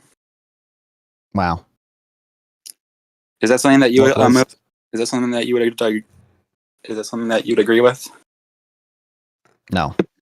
Not you, Nonfon. I'm talking about the good people. I think it's very complicated. I don't know if I buy into your concepts here very much. Like, it seems like the general disagreement you guys are having is it's something we settled between the Articles of Confederation and the Constitution. It seems like the states do not and ought not have the power by the government we agreed to. I don't know. So I could be they have no right to sympathetic judge to your infractions. argument that like it's gone off the rails. Like a lot of people believe that, and I have some opinions and criticisms of the courts for Well, sure. he believes it went off the rails in 1803. Yeah, Like, exactly. A little before that. Little before that, even. Okay. I mean, it was near immediately that we were having strict construction and loose construction arguments, right, with the First National Bank. Wow. Wasn't that after 1803? I don't know when that was, but no, but That had to was be not after the first. Marbury. I referenced 1803 because of Marbury v. Madison. The National Bank was after that, I thought. The federal government's always been trying to do things that it's not allowed to do. Okay. Incredible. I mean, to some degree, it seems like so long as the system holds and we have those the superstructure that makes the decisions, as long as we're all consenting to that and we follow those We rules. haven't. Well, that's the problem, is that we haven't, because the way that we consent to the federal government doing something is by delegation, right? We have delegated powers, which the states have, delegated to the federal government, and there's reserved powers, which they have to themselves. And when the federal government usurps a power that's not been delegated, that's not consent of the states and the people who the states represent. So when the Supreme Court starts telling the Congress it can do things that have not been delegated to it, then that's not consent. That's actually a direct violation of the consent of the government and makes the whole system illegitimate. And which part of the Constitution do you think is being violated, so to speak? Well, Every single one. Sure, but one is Article 1, Section 8, which is the powers of Congress. All of those clauses have been reinterpreted to the Supreme Court and have been perverted to something which they do not mean. And the 10th Amendment. I don't know. Is there like a single passage of the Constitution that you don't think the federal government is violating localist? I can't imagine anything unless like I don't know, like maybe like the Postal Service, I guess. They tend to violate nearly anything in there, because like even that post offices and post roads, that's which has been their justification for the interstate highway system, right? Federal control and federal funding of the interstate highway system has been justified by the ability to create post offices and post roads. So every single clause in the Constitution, the federal government has been violating and using that's what I to thought. give it powers that it doesn't have. Incredible. Well, it seems as though we may have reached an impasse in the conversation, which is unfortunate. I wish we had more time to unpack the history between the two of you as you've batted these ideas back and forth. yeah, But Rin, I think- come hang out in our Discord and explain this shit to me, because it's way too Yeah. much for us to unpack right now. But I would love to. Yeah, hear we your need to do it thoughts. without Nonfon sometimes, because I think you're severely severely overestimating how smart this guy is. Well, it'll be interesting to speak about it at the very least. I these things are complicated, and I think it's important for us to have these conversations. Localist, do you still think the 2020 election was stolen? Uh-oh. I think my erection was stolen in the 2020 election. Yeah, I nice think answer. that's Let's go. definitely true. I think that's what you guys are really mad about, is just Yeah, I think your mojo got taken from you by a fucking idiot. Donald Trump's a fucking idiot. Localist, do you think Tiger Woods should mow his own lawn, or are you still against I think that? he should drive his own car and mow his own lawn. Okay. I mean, is this like a Nice moral one. take, or is this just like No, it's an opportunity cost thing, right? Tiger Woods arguably should not mow his own lawn because the He should be playing golf. opportunity cost to him He could be is playing simply golf. simply too large, right? It just makes more sense for him to specialize in what he's really good at, what he gets paid for, Yeah, playing golf, he should than be spend his playing time golf. mowing his lawn, which he's comparatively worse at compared to someone who specializes in mowing lawns. Nobody should mow their Localist- lawn. They should Localist all is do what very they're big, specialized though. to do, and pay somebody who's Wow. specialized in mowing lawns. Localist is very big on everyone doing as much as they humanly probably Mm. can themselves or with their very like local community. Nonfon that- believes you should pay the best person who can fuck your wife. True, absolutely. True. You know what? What a great way to end that bit of the conversation. Nonfon, would you like Well, to just to be award clear, Rin I any just wanna, credit? Okay, like- he's going to He's unpack better that. anyway. No, he gets 0. But I just wanna be Zero. clear, he believes that He's better, bigger uh, anyway. He's better, bigger, faster, and everything. to be Boy. clear, I should be doing what I the- specialize in. Localist, you would, under your view, most people should be growing at least a majority of their own food, correct? Wrong. Wrong? How's that wrong? I think a Gotta town do should your own produce labor, though. most of its own food. A town Or should produce. Okay. not most, as much. Okay, as it well, can. then the people in that town should find the person that's best at mowing, and Tiger Woods should hire him. Exactly. Wait, no, but then No, Tiger Woods can still Pay a pay him, though. farmer. He doesn't have to do it himself. He could still pay someone to do it in your system, That's as long true. as he's It's in, almost like in the the same entire- town. It's the like entire thing that raised human standard of living is people shifting away from agriculture as we got more productive in that sector and shifting to other Exactly. sectors. And All right. I doesn't care about the standard of living though. But That's what's enabled our, our wage dependency. Yeah, Nonfon's a wage slavery guy. He likes wage slavery. Yeah, well, you know what? There's a Let's go. great Lincoln quote, something like, the only difference Oh my- between yeah. wage slavery and child slavery is that one of those conditions ends. Soy Lincoln to the rescue. Well, thank you for calling in, Rin. We really appreciate it. I look forward to you expanding on your theories later in the Discord with me, because I do actually think that it's an interesting subject. Even if Nonfon thinks you're a fucking idiot. Well, Nonfon just asks questions. He doesn't He railroaded. You know, he was he ready just- for it. You could see he was pent up and ready to We had a fire off conversation 18. on Well, I made a teams. point. He just asks some random questions.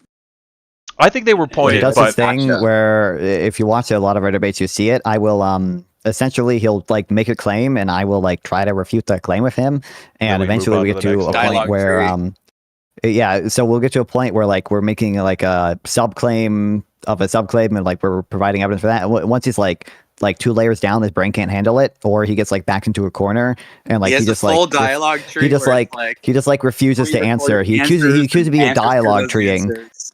He accuses me of dialogue Yeah, treeing because I he'll don't have think the he can, I don't question, think he right? can comprehend. He can't Sure. comprehend going through stuff like claim by claim and Brilliant. It's a brilliant. It's just Yeah. really brilliant. You'll ask me you ask a question, and then there's 2 answers, right? It's and then if you answer A, he has another, he has more questions, and then if you answer B, he has those Well, specific questions. damn him. Do you And think I it's have this a whole just to be dialogue clear, tree is in localist? his Do you notion. think I have this written It's in your down or notion. some shit? It's in Really? your notion. He Really, writes dog? everything in his notion. True. I do. I He's have a actually notion got page. a I don't think I tree have. up on I don't it have in any. paint right now, and it's got I all have- of I those. have Roller Coaster I answer Tycoon. this. If you answer this, I then have no. I have Answer Roller Coaster this. Tycoon 2 open right now, bro. I'm Hell not, yeah. there's no- Oh, there's no yes. dialogue tree. That fucking- was my favorite. Oh, what a great one. Classic. Hey, hey, Beautiful. I'm sorry, was the criticism there that Nonfon has follow-up questions? I'm a little Yeah, unclear right. about He what has the- pre-recorded follow-ups to every answer, I don't. and he makes it so you can only answer 2 things, not A, B, and C. It's always A, B, and then whichever one he has just pre-ready, ready to fire up. Do you actually believe that? they're like, because we've talked so many times, they're like things I know you're gonna say or Lot of whatever, people- and like I understand like the sort of reductios you for your hold, so I'm gonna lead you to the same reductio sometimes. But like, do you honestly think Dialogue I have tree. them written down or anything? Of course, it's in your Notion, and even if it's not in your, it's in your mind. It's written down in your mind. Well, yeah, It's in your, that's recommended just system. that's just hang a on, hang on, system hang on. of logic. Yeah. Also, you can't really criticize the guy for having practiced this conversation if you apparently repeat it on a regular basis. I mean, that just kind of comes with the territory of a consistent conversation that develops over time, is it not? Yeah, like any consistent conversation he has, he'll have a pre-recorded answer dialogue tree just ready. Well, No, I'll you be answer a a new question, dialogue A or tree for B. you to try things out on, buddy. I appreciate you calling in, brother. We'll catch you later. We're gonna get to we're gonna get to some other content, friend. Thanks for calling in, brother. Yeah, Thank you, Ren. whatever. Yeah, whatever. Later, bro. Or soon. All right. Alrighty. Well, that was the contentious conversation that we so desperately craved here on the Marketplace of Ideas. We're happy that Rin was able to provide it.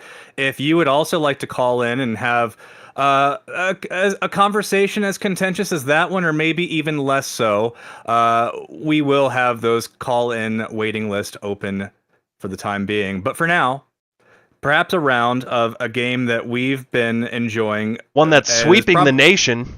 It's my proudest achievement yet in life. It is a game that we call Podcaster, Prisoner, President. Podcaster, prisoner, resident. My God, what a great game. All right, so much as the name sounds, you may be familiar with the game Fuck, Marry, Kill. It's a very similar game to that, but we won't be talking about who we fuck. We will be talking about who we would like to put in charge of our country as the president, assuming that they will have the authority and restraints that come with that. We are going to be choosing who we would want to be a podcaster, that is somebody who is going to have a decent amount of outreach as far as espousing their ideologies to the public. And then we are going to be choosing who to put in prison, shutting them and their outreach down for good. Now, to be clear, I always add the caveat, we are not necessarily advocating for putting anybody in prison, unless it comes up that we actually would prefer them to go to prison. But we'll deal with that as it comes. Nonfon, are you ready for round one of our game here? I guess. Beautiful. That's as good of an answer as I can hope for. So, I think I'm gonna have a tough time with some of these. well, we'll see. I mean, this category is going to be a little more. We've discussed at least one of these people earlier today. Andrew Yang, former Democratic candidate for president, Democratic candidate for the New York mayor, and at this point, I think he's got the Forward Party still going. We've also got Michael Bloomberg, actual former mayor, head of Bloomberg Media Group, or whatever their proper nomenclature would be, also former candidate for president. And then finally, we've got Gavin Newsom, the shifty, snaky person that nobody on the left actually trusts, even though he's apparently going to be the front runner in a couple of years. Nonfon, how would we rank these three individuals in these respective categories? I honestly more like the thing I know most about Mike Bloomberg is fucking big gay ice cream, bro. I don't actually. That's it. That's what I remember him for, bro. And for him being like a billionaire, obviously people didn't like that. Sure, it's a bad thing. I think this is difficult. I think Andrew Yang would do a really good job as a podcaster, and I think he would do a pretty good job at 100%. getting the effective message out there. So he's actually had a podcast. I don't know if he still does it, but I remember for a time he was doing one, and it was decent. It was decent, I will say. Yeah. And this is difficult because I don't know how much I should factor in the the mogging that Gavin Newsom does, and the kind of messaging that he does, which is probably somewhat effective. I think if I'm not factoring that in all that much, I think I'm going Gavin Newsom prisoner and Mike Bloomberg president. Oh, no. But my goodness. The left's Well, sorry, in this one. Newsom does mog, he does look max, so maybe if I considered that, it would be different. But Oh, as like a positive factor? yeah, Well, if yeah, he yeah. were to factor in how good he is at mogging, then it might be different. You can have whatever adjudication for what would make somebody a good president that you want, but I mean, there certainly Newsom's had his good qualities policy-wise over the years. I mean, he was an early advocate for LGBT rights, and I think that Yeah, but that Mike, must count I mean, for Mike something. Bloomberg literally big gay ice cream, bro. Like, Well, fair. you're trying to, you can't out woke big gay ice cream, all right? You know what? Maybe that's what seals it for him. So there we go. That's our first round in the books. Michael Bloomberg is the president. Andrew Yang has his podcast, and Gavin Newsom, unfortunately, stowed away in prison, unable to. Michael reach the Bloomberg public. gonna make the nation bigger, gayer, and creamier soon. If only that was the future we could look forward to. All right, I don't see anybody hanging out in the waiting room, so I think that just means we've got to play another round. Gosh darn it. I know, right? I'm so well. I would be nice to have some callers, to be clear, but I do enjoy playing me some podcaster, prisoner, president. I'm gonna mix it up. It is May the 4th, and that is a very important day for Star Wars. And Nonfon, are you by chance a Star Wars fan? I'm not the biggest Star Wars fan or anything, but I've seen the 9 movies plus Rogue One I've seen as well. So. Okay, well then hopefully you'll have some input for this round here as we move on to a new round in commemoration of this gorgeous day. Nonfon claiming to have seen 9 of the 3 Star Wars movies. Right? It's a hell of an accomplishment. I'm not sure how you pulled it off, but impressive. We will be acknowledging all of the movies in the canon, whether we like it or unfortunately. not. That being said, for our first round, we've got 3 female protagonists. We've got Leia Organa, princess, politician, diplomat, and warrior when it needs to happen. We've got Padme Amidala, a well-celebrated politician from the sequel trilogy, or the prequel trilogy, pardon me. From the sequel trilogy, we have, representing the newer movies, Rey Palpatine, which is her actual name. I don't care what she says. That is what we're calling her. Who is not as experienced in the political field, but is certainly pretty good at using the Force, much to the chagrin of Star Wars fans around the world, mostly of a male persuasion. Nonfon, we've got 3 very capable women here. How do we sort them? I think I'm putting Leia as president. I feel like she's got the most experience. I feel like she's like she's very much characterized as a leader and as a like. I don't recall her like ever doing anything like selfish or anything. I think Padme has. I think Rey. I don't remember the sequel movie. You know what? I think Rey is probably worse than that. She's not known for her leadership, I don't believe. She's mostly known for being all of the Jedi, I think it was. I mean, shall we just? I mean, I don't want to speak for you, but I think probably. What are you gonna do? You know. Also, she is a direct descendant of Palpatine. Yeah, I was gonna say, exactly. She might disown the name, but that doesn't take away the fact that she is genetically related to literal space Hitler. So I think that also just not as well socialized. So Padme's gonna make a killer pod. She knows diplomats throughout the galaxy. You know. Oh yeah, no. Padme's gonna put on a great show. All right, Padme's more of a drama queen. She's got a lot of drama going on. Rey kind of has drama too, but it's less interesting. It is far less interesting. The drama slop from Padme about like, oh, she's seeing this Jedi, but we're not talking about it, even though we all know it's happening. That would be great content. I'm sure that she would pick up all sorts of snarkers and have a pretty successful show. So there we go. Sorted with the 3 main female protagonists of Star Wars. Leia is our president, Padme is our podcaster, and Rey is unfortunately relegated to prison.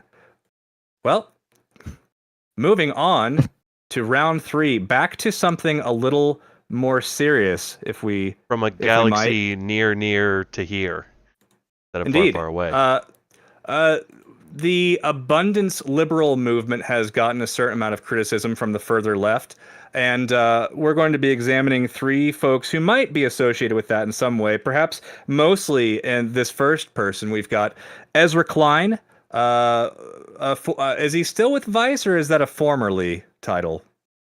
I believe he's only with the New York Times now. The New York Times, yeah. Oh, New York Times. Well, I'm sorry, I didn't mean to sell him short. Ezra Klein, author of I believe, the book that started the whole movement, and then Co-author, right? Co-author, Yeah. right? Yes, with Derek Thompson, and then moving laterally, we've got Scott Galloway, a man who's achieved a certain amount of prominence in the media sphere as of late, and then we've also got Jon Favreau, famed writer of Barack Obama's speeches, I believe. Kyle, I think I've spotted another error here we've made. I don't know. Who's that on the What's right? wrong? Is That's that Jon Favreau. That's Jon Favreau. That is Jon Favreau. For sure that is I googled it. Is it Jon Favreau or is it the Jon Favreau? I is- don't think that's the Jon Favreau. That's How many Jon Favreaus could there be? Yeah, only one famous one, I would assume. Seems like at least two. That guy's on All right, well, I also now? found this guy. I don't know. Is that the right one? I wasn't sure. Yeah, I figured I would just... that's a speech. That's a speech writer. All right, well, eventually we'll narrow roll down. with this one. I figured that one of these Jon Favreaus has to be the right one, and if you say it's this one, we'll go with it. But I'll just affirm that later for future rounds of the game. Anyway, now that we've got these three gentlemen properly in front of us, Nonfon, how do we sort them? Low key, I barely know anything about Jon Favreau. I don't think I don't know this dude like at all. Who's this dude? Well, he's got a podcast. Yeah, he's a speechwriter for Obama. I believe he is the Pod Save America host. Or if you're familiar with that podcast. Oh wait, shit, no. Oh, now that you say that, I can recognize him now. Okay, now we're having flashbacks okay. to the recent dramas, eh? Yeah. Now Yeah. Unfortunately, very much on the pro let Hassan into the discourse. Yeah, exactly. And we know communists are much like vampires in that once you let them in, they're allowed to come in and wreak havoc and suck the lifeblood out of your movement. So, yeah, now that I know that. Oh, this is difficult though. I've seen Scott Galloway give I believe this is him, cringe takes on Gen Z and how fucking bad they're doing and how they're all virgins and very empathetic shit, to our struggles, unlike you. And I think that probably does. I don't like that. I don't like that rhetoric or anything. I don't think so. I think he usually doesn't. Is it that bad? How bad is it? Sure. Now, are we putting him behind bars? There's a lot of different ways you can play podcaster. Let's just put Ezra Klein as president. Let's just get that out of the way. He's the best option for president out of these people. Okay, I was going to say to me the thought ought to be who's going to be the best president first. It seems like you have to maximize for that for me. But sometimes you just want someone to go to jail so bad that you'll let fucking Jay Leno or whoever else is on the list be president just because you're like, we got to get this guy in jail. And I think this is my thinking now that I got president out of the way. I think because Ezra Klein's very a political commentator, right? We don't need this Jon Favreau guy to do politics anymore. We got the fucking Ezra Klein's doing everything. So we can just put him as prisoner. I think Jon Favreau might be controversial. I'm sorry, John. I love you. I'm a fan. They're not going to be listening to your podcast when Ezra Klein is doing the State of the Union, bro. That's true, and Scott Galloway at least has the in with Kara Swisher to be, go along with the more tech-focused left, I suppose. Let's go. Very good. Well, there we have it. Ezra Klein leading our country, Scott Galloway still talking about things on the internet, and Jon Favreau, not a word to be heard from him as he rots away in prison. Beautiful. I'm looking again at the waiting room. It looks like we are once again bereft of guests, so... moving on to round 4. By the way, Nonfon, once again, I'd like to thank you for being on the show. Do you have a hard out time that we'd like to respect? We will be ending by... Okay, well, very good. I hope that you're down for 2 more rounds of this lovely game that we've got here. 3 more rounds. Well, how many rounds have we done so far? This is the 3rd, so I think we had 6, right? 3 and 3, Star Wars and Real World. Well, I'm certainly down to play as much of this game as you'd like, but I don't want to exhaust anybody's attention for it. So, with that said, why don't we go ahead and get to another Star Wars option, perhaps? And for this one, we're going to be going a little bit deeper cuts, and we're going to be looking at some characters from the much maligned prequel trilogy from the 90s and early 2000s. So, here we have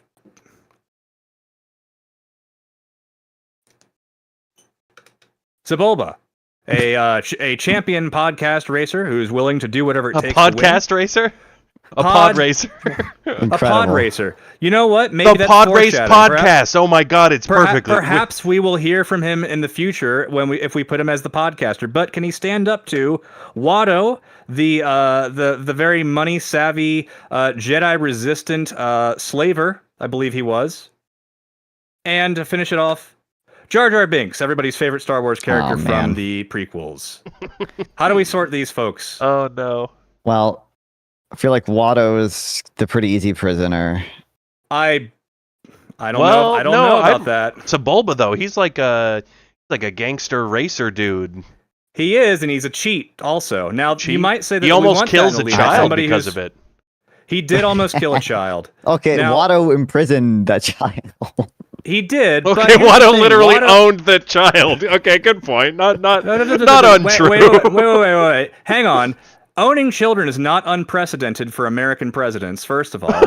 Second of all, Watto is very financially savvy. Third, he resisted Qui-Gon's attempt to take over his mind and make him think that something that he didn't. I think that those are great qualities to have in a leader. I hate he to say seems we're making a pretty- great I mean, case the for fiscal- Watto as president. The fiscal savviness, I feel like that's just, I mean, that's all due to just like greed and like bad qualities about him. I don't know. I guess mean, I don't know. Some people I might don't think that know. those, it's just Sebulba bad might, to... Yeah, no, I'll give you the final word, of course. I don't want to stomp on your opinions, Nonfon, as you are our guest, but I wanted to at least make the case for Watto being a president. Listen, maybe my opinions would change if I really got into the Sebulba lore, but I think Watto has got to be the prisoner. I think he's just A child not going to slaver. be good enough on Oh, I'm on the wrong layer. My goodness. anything to make up for the evil doings and You know bad what? qualities Yeah. that he has. Put the Fair child enough, slaver I in guess- jail. I'm down with it. Yeah, okay, fine. I guess you convinced me. I guess, are we putting Sebulba as podcast? I mean, Or he really president. is just a pod. Well, he's a very good pod racer, although he did get beaten by that kid that one time. It's difficult because Jar Jar Binks would be like a funny podcaster, but Jar Jar Binks might be like dumb enough to just be like controlled by the deep state as president. Maybe yeah. be like Jar Jar Binks would be like the actual I mean, autopilot president. he literally and- was. He overheard a conversation about how great it would be to make a great emperor, and he's like, "Misa, do it now. Misa, give emergency powers." So does that mean we're putting Jar Jar as president? I think Jar Jar deserves a shot. I think we'll put All Jar Jar right, as president. we'll have Jar Jar be the useful idiot. Oh my God, Oh no! Jar Jar no. Binks is. It turns out he's been a Sith Lord mastermind this entire time. I Oh should've my known it was goodness! coming. Damn. Why? How have we set this up for ourselves? Oh, the Darth Jar Jar theory is one that I ascribe to. I think it's the greatest mistake that Star Wars ever made, not going full into that theory, and I think it's true. Do you have an opinion? You heard of the Dark Jar Jar theory? Of course, Yeah. of course I'm familiar. Listen, I mean, he's got some pretty crazy, coincidences happening and such. I think there's some merit to it. He created I'm the not sure clone I'm armor. 100% sold, He put Palpatine in place as the Emperor. Like, yeah. Executed moves only ever seen by Jedis, at least in the movies we've seen so far.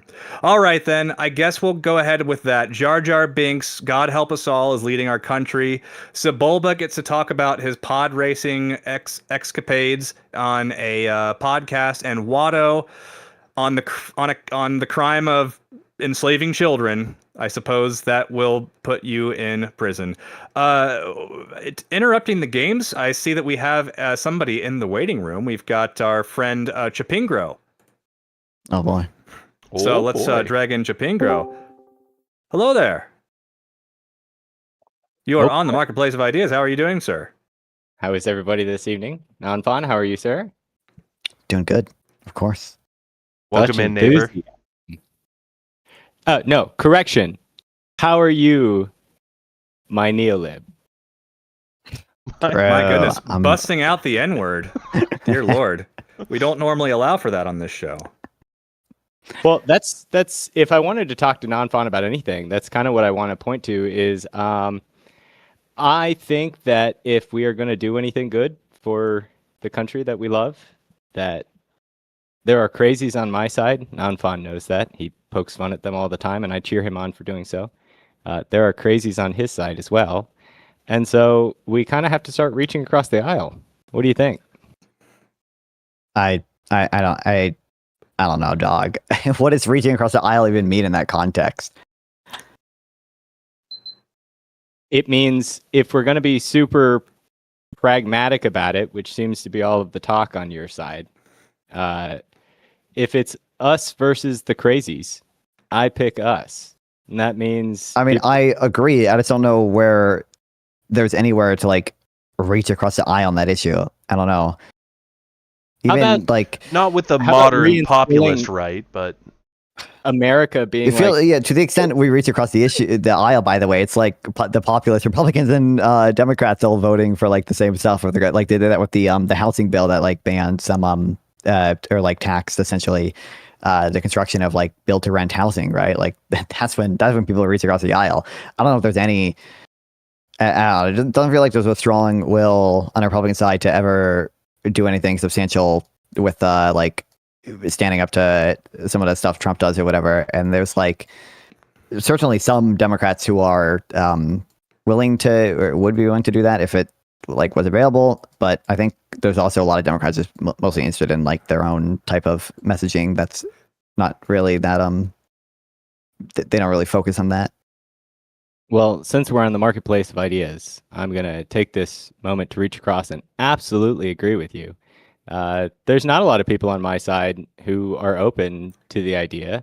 And part of it is what you just said. Every time somebody like me comes in and says, hey, my neolib, how we doing? The neocons over here, you know, we want more Marco Rubios and the craziness of the current White House. And you say, I don't know about those Republicans.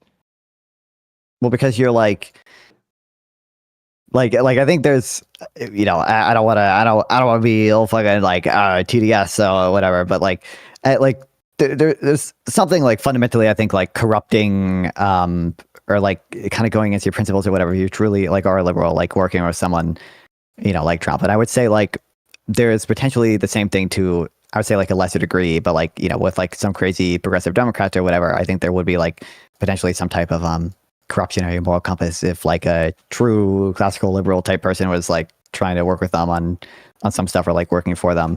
Like it seems like you and like you're willing to like work with someone, collaborate with them in spite of the like openly illiberal things that they've done and are doing. And I just like don't think that's like, I don't think that's the political project you should be engaging in at all. It seems like that's probably bad. I understand. I think Rubio's probably done bad things. Like the Venezuelan boat strikes just seem kind of bad. I'm not certain about the actions of Venezuela.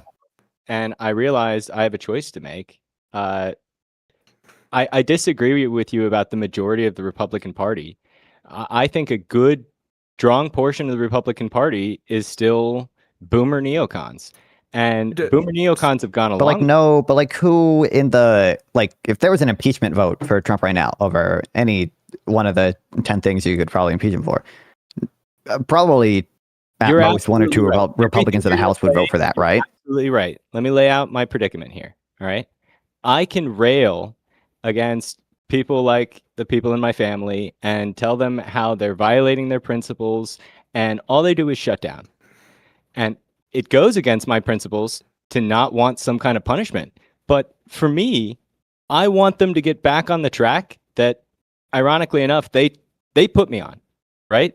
The Reaganite era beliefs are still there. And what they need right now, I'm gonna borrow a term. Forgive me, anybody who hears this on the internet. They need a permission structure to come back to something more meaningful. If they feel like every time they go a little bit to the left, all they have is enemies, what do you think they're going to do? And do we really think that we can get boomers? Like, I know my people, they're far too stubborn. I don't think I'm ever going to get them to say, yeah, you were right. We shouldn't have voted for Trump. But maybe when the next presidential election comes around, I can get them to push toward a better candidate. Same thing for Marco Rubio. You can say Marco Rubio is engaging in the modern, like the current admin. I agree with that. But he's also a restraint on the current admin. I mean, I think to some degree he is, and like he's probably maybe besides Kevin Warsh, maybe the like least bad person like Trump has nominated or whatever. I guess I don't know. I don't know. I don't know if I consider like what I advocate for or what I'm doing like a punishment or whatever. I do think like you should like politicians should be punished if they like refuse to stand up to certain principles, right, or refuse to do certain things. I think with regards to like people, like it's unfortunate a lot of people is like never going to change their mind or whatever, and like I don't know exactly what to do about that, but I don't know how like the fluffy tiger that runs out on the field for them at games.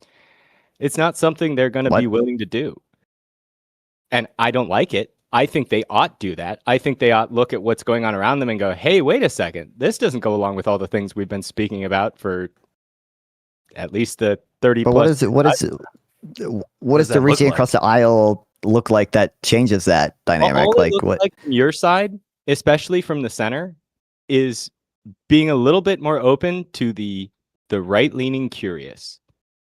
Right? What happened to the left being the all-inclusive tent?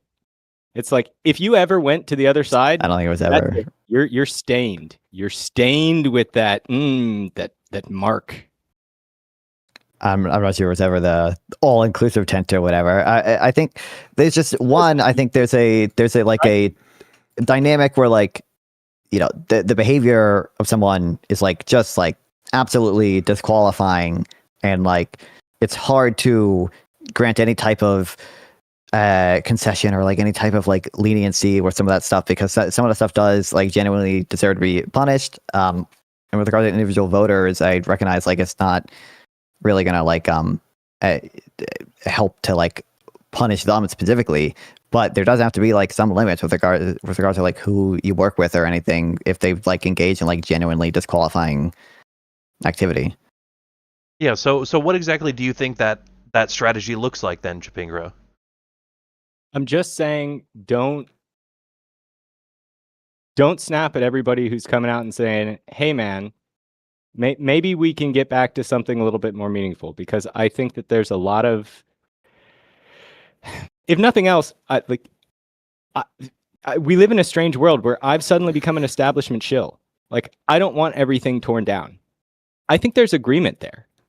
I think even on the right, where they want a lot of these things pulled back, they would still rather see it done more responsibly. So maybe for once the left can be the restraint on the right. But like, let's not be enemies, because what I'm really worried about the most is what I see a lot is if you have the other team's tag on your shirt, the conversation's already over. Yeah. Yeah. Yeah. Maybe I think if this is one of those things that happens a lot in our conversations, Chapingro.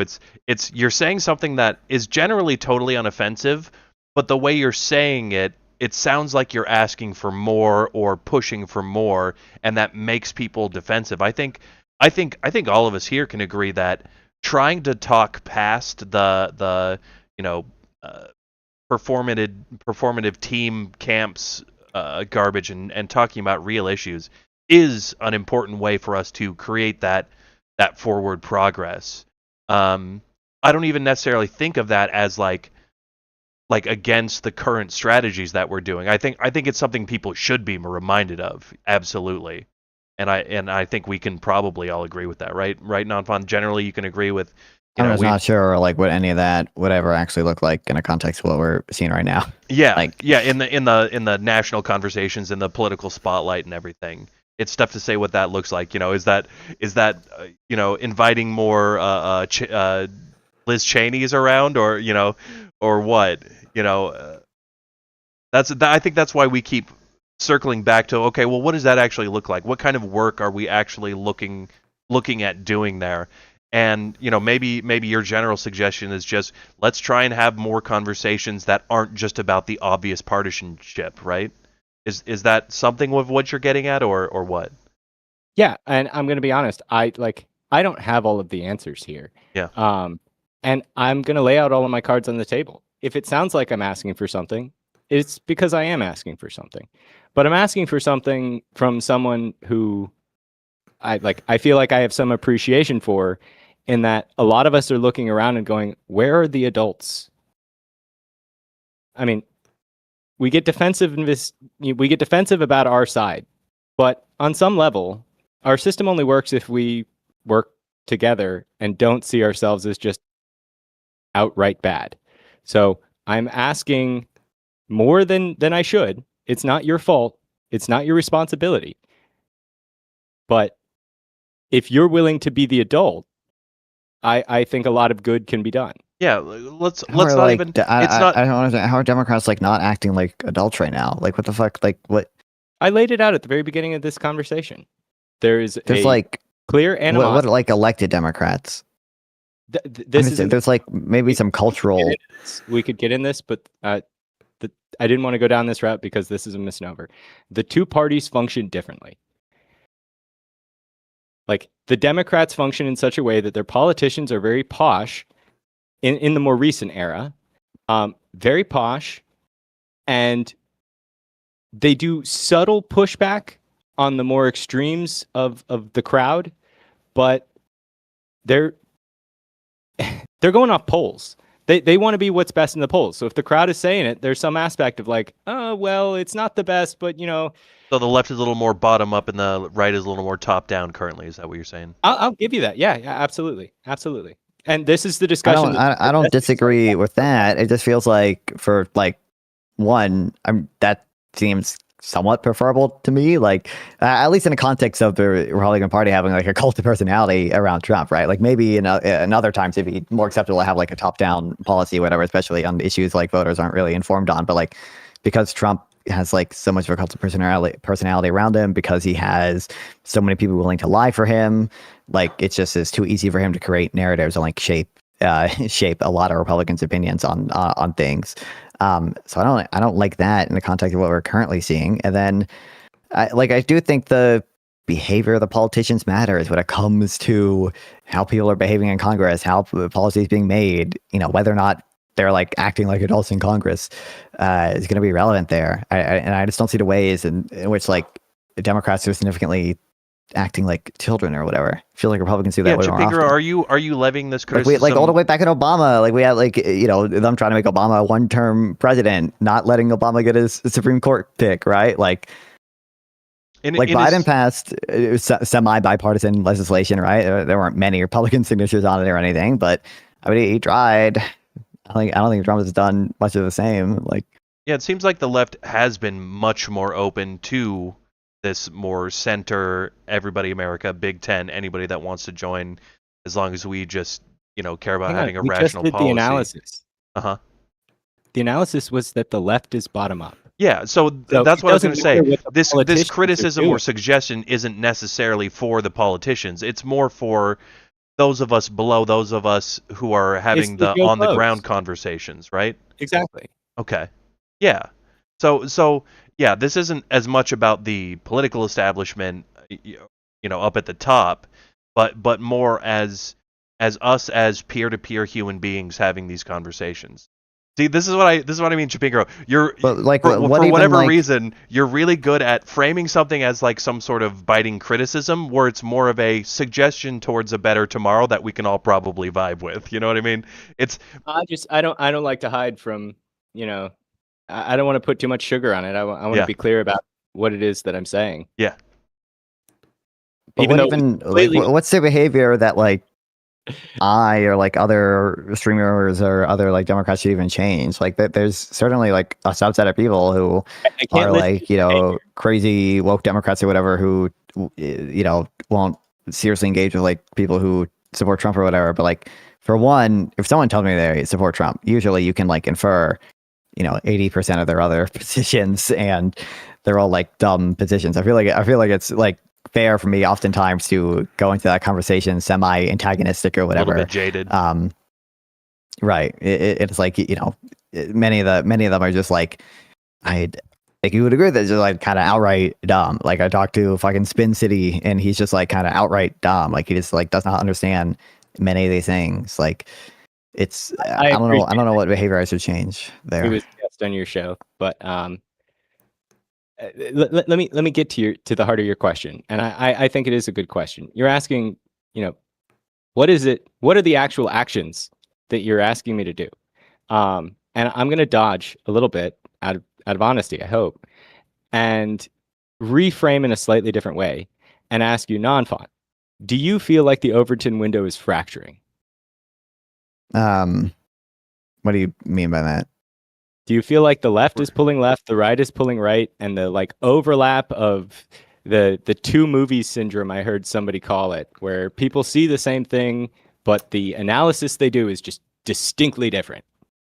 To some extent, yeah, but I think a lot of it is also just both of them kind of getting more populist. Like they both are like doing the like weird anti-tax stuff, right? And they both do the anti-institutional home buyers and things like that. So Preach, brother, preach. We're on the same page here, right? So the question is, do you want to live in a country where that Overton window has fully fractured?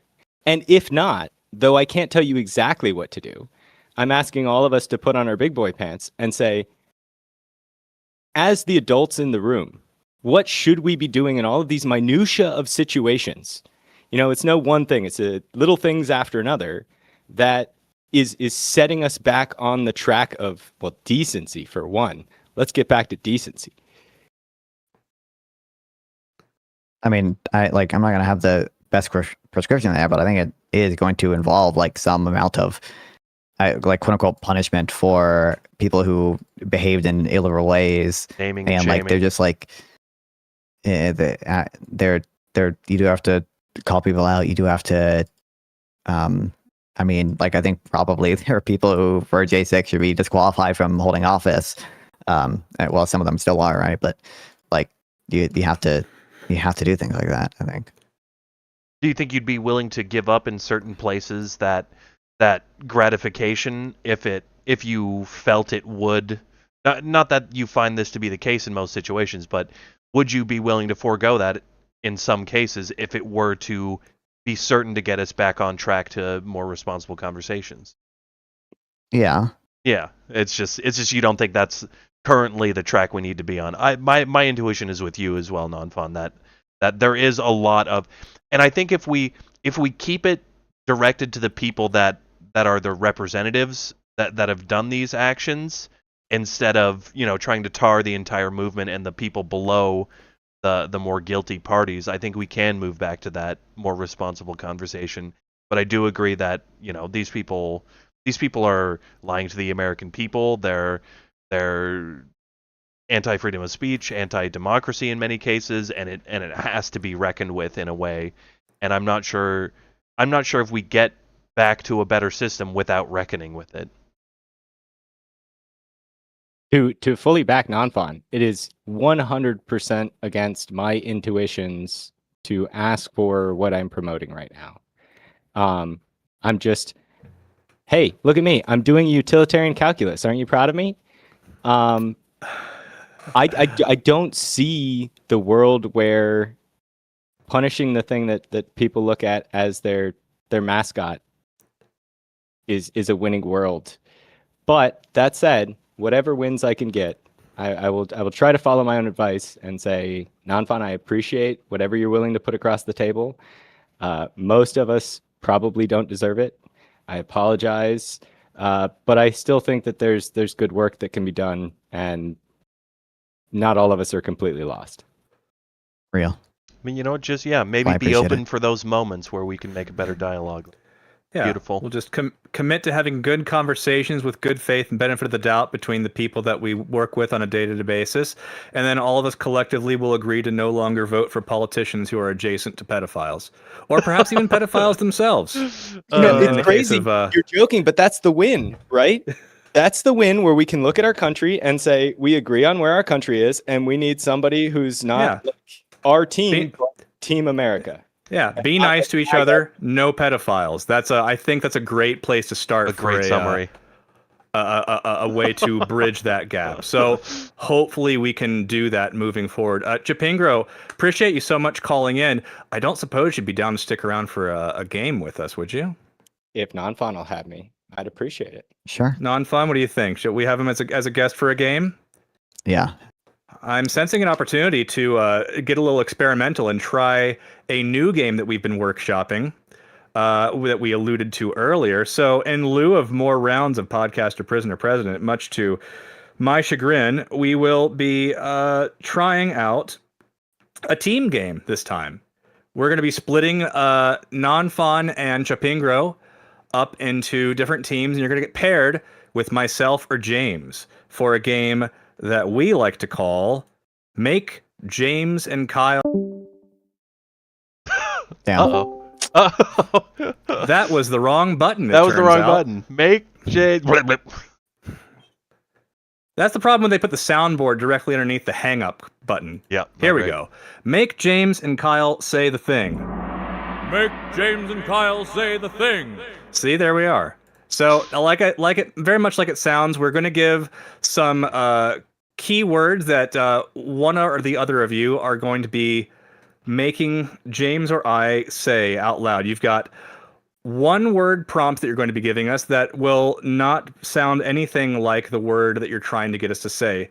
For example, let's say we had the category of finance, and the keyword, the password, if you will, is something like quarterly. The prompter, that means one of you, is going to have to use one word prompts to get either me or James to say that word. You might use a word like fourths, and then James or I might answer, quarters? That's not quite the word, so then you'd have to give us another prompt. Maybe the prompt would be yearly, and then that would lead us to say, quarterly. And then we would get the point for that round wherever we end up. Now, I believe I've got a visual aid that I can use. Are we taking turns for our... Yes, you will indeed be taking turns. So I suppose since Nonfon is our guest, perhaps Nonfon will go first. Nonfon, between myself or James, who do you think you can best prompt to say the word? Insofar as you can make such a judgment. I guess James. That's what my gut's telling me. Oh my goodness, that's beautiful. I'll try not to be an insult. That's 2 insults this stream. You've called me improper, and then you've sided with James over me for this game. I'll try not to be offended, but I won't pretend that my feelings aren't hurt. All right then. Well, seeing as you got to pick your partner and you're going first, Chapingro, we've got a collection of categories that we can look at. If you'll pardon me as I get situated here with this new game. So, between economic theories, economic theories, political ideologies, famous historical political figures, contemporary political figures, forms of government, philosophical concepts. We got 10 Political categories, streamers. Kyle. I don't know if you'll be able to remember them all. Yeah. Forms of government. Hey, I thought we were going to go with 3, but here we have all these. Forms of government, you say? All right then. So, the category will be forms of government. James and I are each going to pick a word from the list that we have here of keywords. I'm going to pick this one. So then, James and I hopefully each have our word. And since Nonfon and James are going to be going first, James, you're going to be trying to guess the word that I've picked from this list. So I'm going to ask you, if you could, to please close your eyes and ears as I share the word on the screen. Beautiful. So then, the password is that word right there, technocracy. We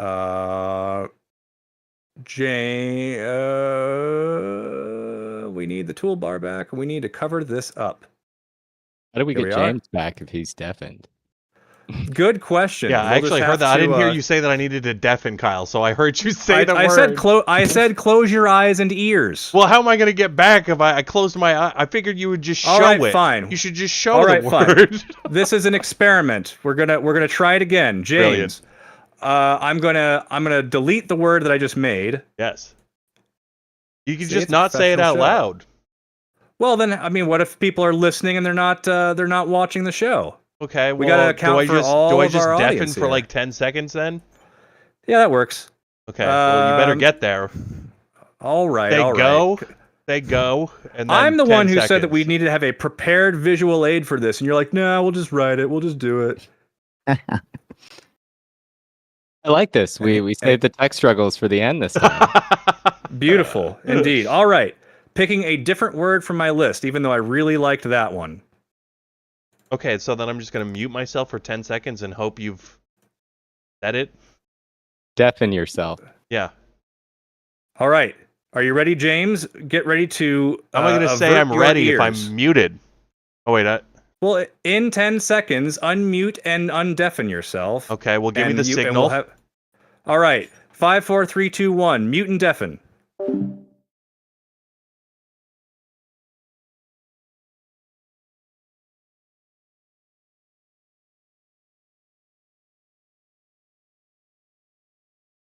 James, don't look. James, don't look. I'm not looking. It can be up still. Why we All right. test things. You know what? I think we're okay. You'll just have to take my word for it that the word that I chose is the word you're going to guess. Nonfon, are you ready? Yeah. All right. One word prompts, and you're going to go one at a time, starting now. Elon. Oh. The couple that could go into this. Oligarchy? Boom. Zero. First Let's guess. go. James Vagabond nails it. Easy. That is going to be 6,400 points in the form of, I suppose, since you're on Nonfon's team, you should be getting Nonfon stock, shouldn't you? Well, I guess it would go to Nonfon, not you. Just a You don't get Nonfon. anything, James. True. Nonfon. We're gonna pump your stock by 6,400 Grift coin once this game is over. Dear That God. being said, we've got another round. This time, Wait, what does that Chipingo, mean? you're We're gonna pump his stock? Does that mean if people Yeah. bought it, if people buy, can people hack the system here and go buy Nonfon right now, and then it'll get pumped, and then they'll make more Grift coin? Yeah, baby. Listen, Oh my if you God. pump Nonfon. if you care We're never gonna about financially earning fake recover currency, from this. you know what? We'll have to balance the books as best we can. But if you care about getting in on some fake currency while the timing is hot, you should buy some Nonfon stock now before I pump the value later. That being said, it's time for. Did you guys ever? I don't know if you guys saw I had my Google accounts hacked a little bit ago, and people were able to. For the most part, it was okay because I had two-factor authentication on for most things. But they got into a few things. They got into my Discord and they DM'd everyone some fake crypto scam coin shit. Oh, great! And they got into my plenty. TikTok. Yeah, they got on my TikTok and they were live streaming some Russian crypto scam too. I've seen one of those I don't want happen to people to somebody not buy. before. I was like, oh, this guy was cool. Now he's shilling crypto. What happened? I was wondering why you were on the top of my messages in Discord the other day, and yet you had no message. That must be why. I deleted All right, them. then. Yep. Good Well, man. Well, now you have an actual opportunity to make an unactual cryptocurrency. Beautiful. Again, not some big real, money. no real money. James, it is your round. Let me know when I should mute and deafen. Let me choose a better word. I picked one that was too easy. Okay. Ooh, that's. We'll just go with this one. Okay. Should I just say it out loud because I don't have a visual? I could stream Paint, but I feel like I could just say the word, right? Yeah, I suppose you could, but then we'll have to differentiate where our. I'll tell you what. I will copy this arrow. I'll make a new arrow. And Good guess arrow. what? This arrow is going to be a different color. How about? Oh, I don't know. What are We'll we just doing? go. I'm making a new arrow on the screen that I have switched away from, and I'll switch back to in just a moment. Boom. Here we go. So Arrow gonna do? now we've got 2 arrows, one of which is Team Nonfon, the other is Okay. Team Chapingro. White Gotcha. arrow is going to be Team Nonfon, black will be Team Chapingro. Alrighty. So then, So we'll Alright, have and this you is mute Kyle for government 10 systems, seconds. This is a form of government, right? indeed it is. All right, give me the cue. We're just gonna go with nationalism. Simple nationalism. All right, Kyle, you can come back now. You don't have to close your. Why wasn't putting it on the screen, Kyle? You don't have to close your eyes. This is way more than 10 seconds. I didn't put anything on the. You don't have to close your eyes, Kyle. You don't even have to close your eyes, Kyle. Kyle, you don't have to close your eyes. See, I tried extra hard. You tried way too hard because we just told you that you don't have to close your eyes because I'm not putting anything on the screen. Well, I don't know what the word is, so it seems like I'm successful. On some metric, yes, Bro. sure. Beautiful. All right, Chapingro, are you ready? First clue, I'm ready. Chapingro. What do you got for us? Whew. Nonfon did that one fast. Let's see. Yeah.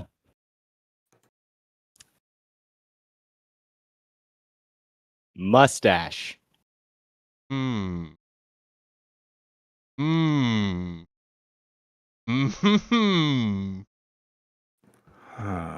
God, I wish I could ask follow-up questions like how big is the mustache? There's a few mustaches I could go with. Great mustaches of history come to mind. Communism? Boom, boom, boom, boom. Wow. That's one down. Christian. Nazism? One down. One down.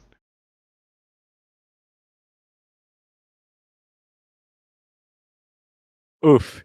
Mm. Those were my good ones.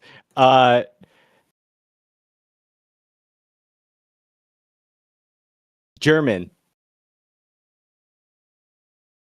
I'm flailing.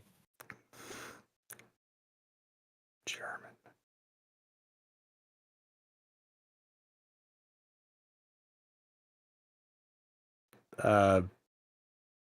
Just guess. I've got one more. Yeah. Socialism. Oh God, there's the cluster of. That'd be a no. One more down. All right, we got one more hint. Or what do you got for us, Chapingro? All right. Shoot, I got to make it one word. This is difficult.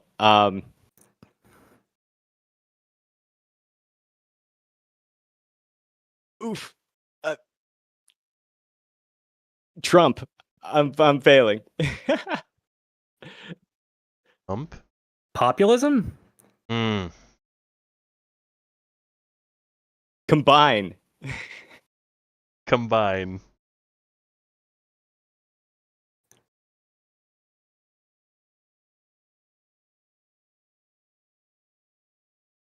Combine. You hit all of them, bro. You've gotten so close in so many ways, dude.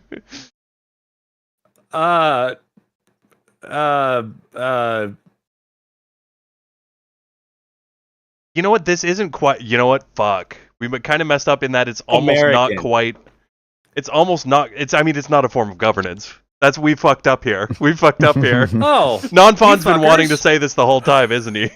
Did I grab it from the long list? Oh yeah, God, fuck! I grabbed it for the political ideology list. Oh my god! Oh, you son of a bitch! I am a son of a bitch. You know what? Your hits. It was fucking been nationalism. I should have noticed that. I looked at the list, and the top of the list was communism. So I was like, oh, forms of government. And then it's one that's both ways. Well, god damn it. Well, this is why we test things. All Indeed. right, that was pain. Do we want to do another one?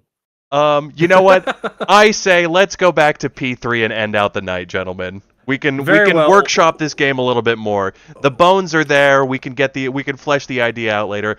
Nonfon, thank you for being a part of this experiment, and you too as well, Chipigro. Of course. Well, I Very liked it well. because I won. True. Well, yeah, indeed, he still and- gets and- his damn money. Okay. Yeah, Nonfon is still getting pumped. I feel like excuse me. Chipingro. Sorry. I feel Wording, phrasing. Pause. I feel like Hashtag Chipingro pump non-fault. should still get full rewards for his round too, since I got whatever the proper word is for screwed over. Yeah. Oh, the Chipingro, please. Very good. So 6,400 to each of Nonfon's stocks and Chipingro's portfolio. Chipingro, do you want that in the form of Grift coin, or do you want that in the form of Nonfon stock? I've got to put it into non-font stock. Very good. Jesus. Are you going to put it into Nonfon stock before before I pump it? Is that what you want? You want me to give you the Grift coin so that you can buy some Nonfon? No, I like buying things at the correct market value. So when Very well. I will bite the bullet. Buy me some. We'll be principled then. Back to Wait, can our I? favorite. Yeah. Never mind. I'm not going to tell you my idea. Don't worry about it. Okay.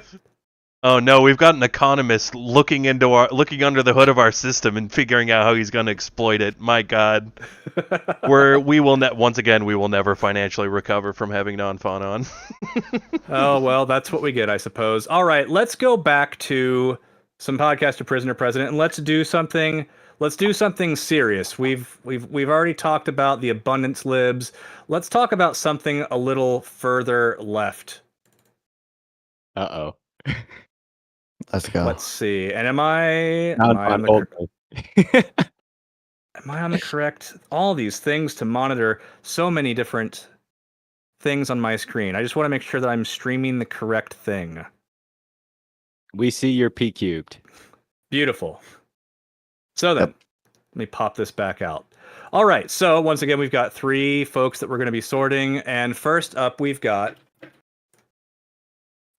Senator Elizabeth Warren. We've got Senator Bernie Sanders and Representative Ro Khanna. 3 members of the further left side of the Democratic Party. Chipingro and Nonfon. How do we sort these folks? Oh man, bro. Okay. I feel like I'm working toward prisoner more than president here. So Who do we get out of here? Is Chipingro's thinking? God, I don't know what to. I don't know. I don't know. Dude, it depends on the day. What they tweet to piss me off, bro. Ro Khanna just tweeted the fucking $25 minimum wage video where he like made a bunch of stupid bullshit stuff about him being a Stanford economist and such. Got Elizabeth Warren though with the spirit stuff posting. Like I'm going based off what recently triggered me. Oh boy, I don't know. So I think Elizabeth Warren and Ro Khanna both strike me as like people who have some capacity to be smart. Like I'm not like familiar with her work that much, but like Warren went to whatever like law school. Didn't she go to Harvard Law or whatever? It seems like she engaged in like semi-serious stuff there. I'm sure it was some capacity to be smart, but not poor Bernie. He has no capacity to be smart. Bernie, absolutely none. Oh no. Actually, wait, hold on. Say this. I'm gonna stand in for Bernie for a half second. Bernie, I think actually extremely consistent for decades. that is true.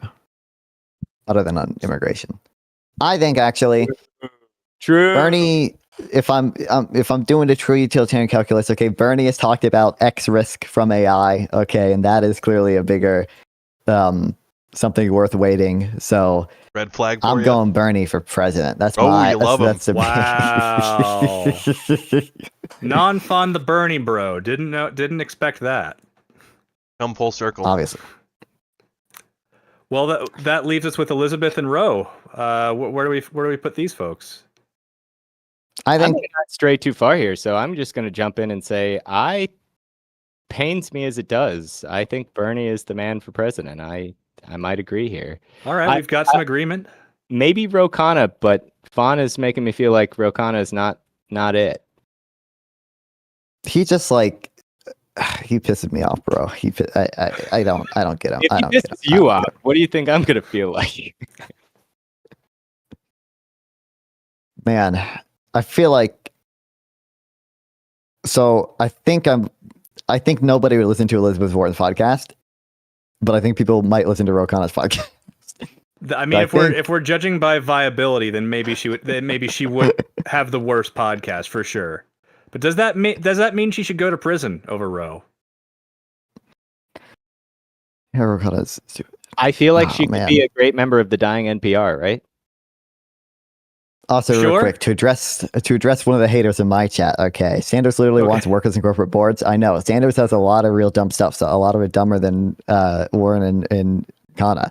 But he's talked about X risk from AI. Okay, so clearly higher expected value. He cares about the potential. He has a P doom of above 30% probably. They're So, all gonna fall probably- to the whims of populism, but at least he'll fight against AI. Eh? Is that where we're at? Let's go. Let's To yeah. agree with your chatter, help me out here. I need a gut check. Is Bernie Sanders gonna stay consistent like he has been, or if we put him in the president, is he gonna come to his full form? Obviously, I really don't know how much Bernie would be willing to like negotiate on stuff. So it's hard to know like if he's gonna like hardcore stick to we need fucking single payer healthcare, or if he would be able to negotiate like a public option. I imagine at least his internal beliefs would stay consistent, but I don't really know how he would handle negotiating certain things. All right. Well, I'm gonna hope it's at least an evil I know, because the other two here seem a little bit too. Warren could get up. She could decide the presidency can fix us all.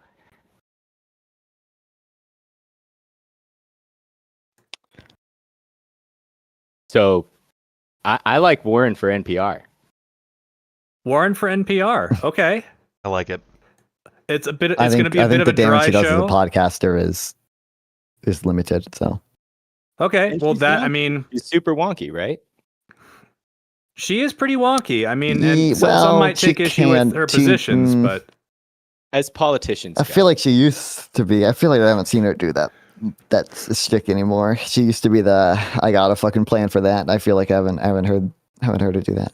yeah, that was Plus, people don't 2019. people now that I don't think even about want it. that anymore. So even if she does it on a podcast, no one wants that shit anymore. They want random slop. And I'm a red button pusher, and I don't know much about this guy, so wherever he ends up, I guess. Well, I guess that's going to have Let's go. to do us. Bernie Sanders is president. Elizabeth Warren gets to talk on NPR, and Ro Khanna, for the crimes of triggering Nonfon, is going to have to stay in prison.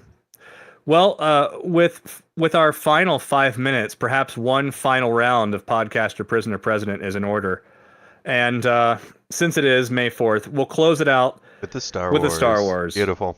May the fourth And we're gonna be go- with us. Indeed. Here. And I think we should probably just go with some Star Wars characters that everybody knows and loves. And so none of the crazy deep cuts for this one. So we're going to go with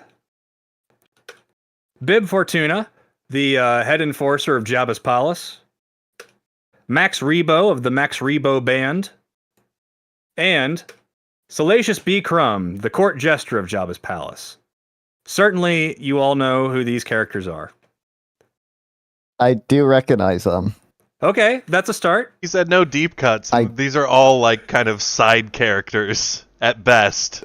These are I don't. Max Rebo doesn't like actually speak, right? He does like funky music stuff. He makes that keyboard speak. You telling me that, Yeah. that you don't enjoy listening some nice jizz once in a while? is that what it jizz is? as in that's the style of music they play in Star Wars, and God it's straight damn from it. George Lucas. That's true. Jizz. From the brilliant And Max creative Rebo's real mind of good the at guy it. who stole sci-fi from Dune, from Frank Herbert. I feel like Salacious. This is difficult because I think Salacious B. Crumb and Max Rebo both have a good case for being the podcaster. One's a jester, one's like a musical performer. Sure, but I mean, like, doesn't Max Rebo, with his experience as a band leader, like that is an experience of leadership in some It's a way. Like leadership that experience, yeah. that might make him the best president. Otherwise, we're stuck with Bib Fortuna, and I mean, yeah, he's good. He's probably good at keeping Jabba's books organized, but does that mean he would be a good leader? I don't know.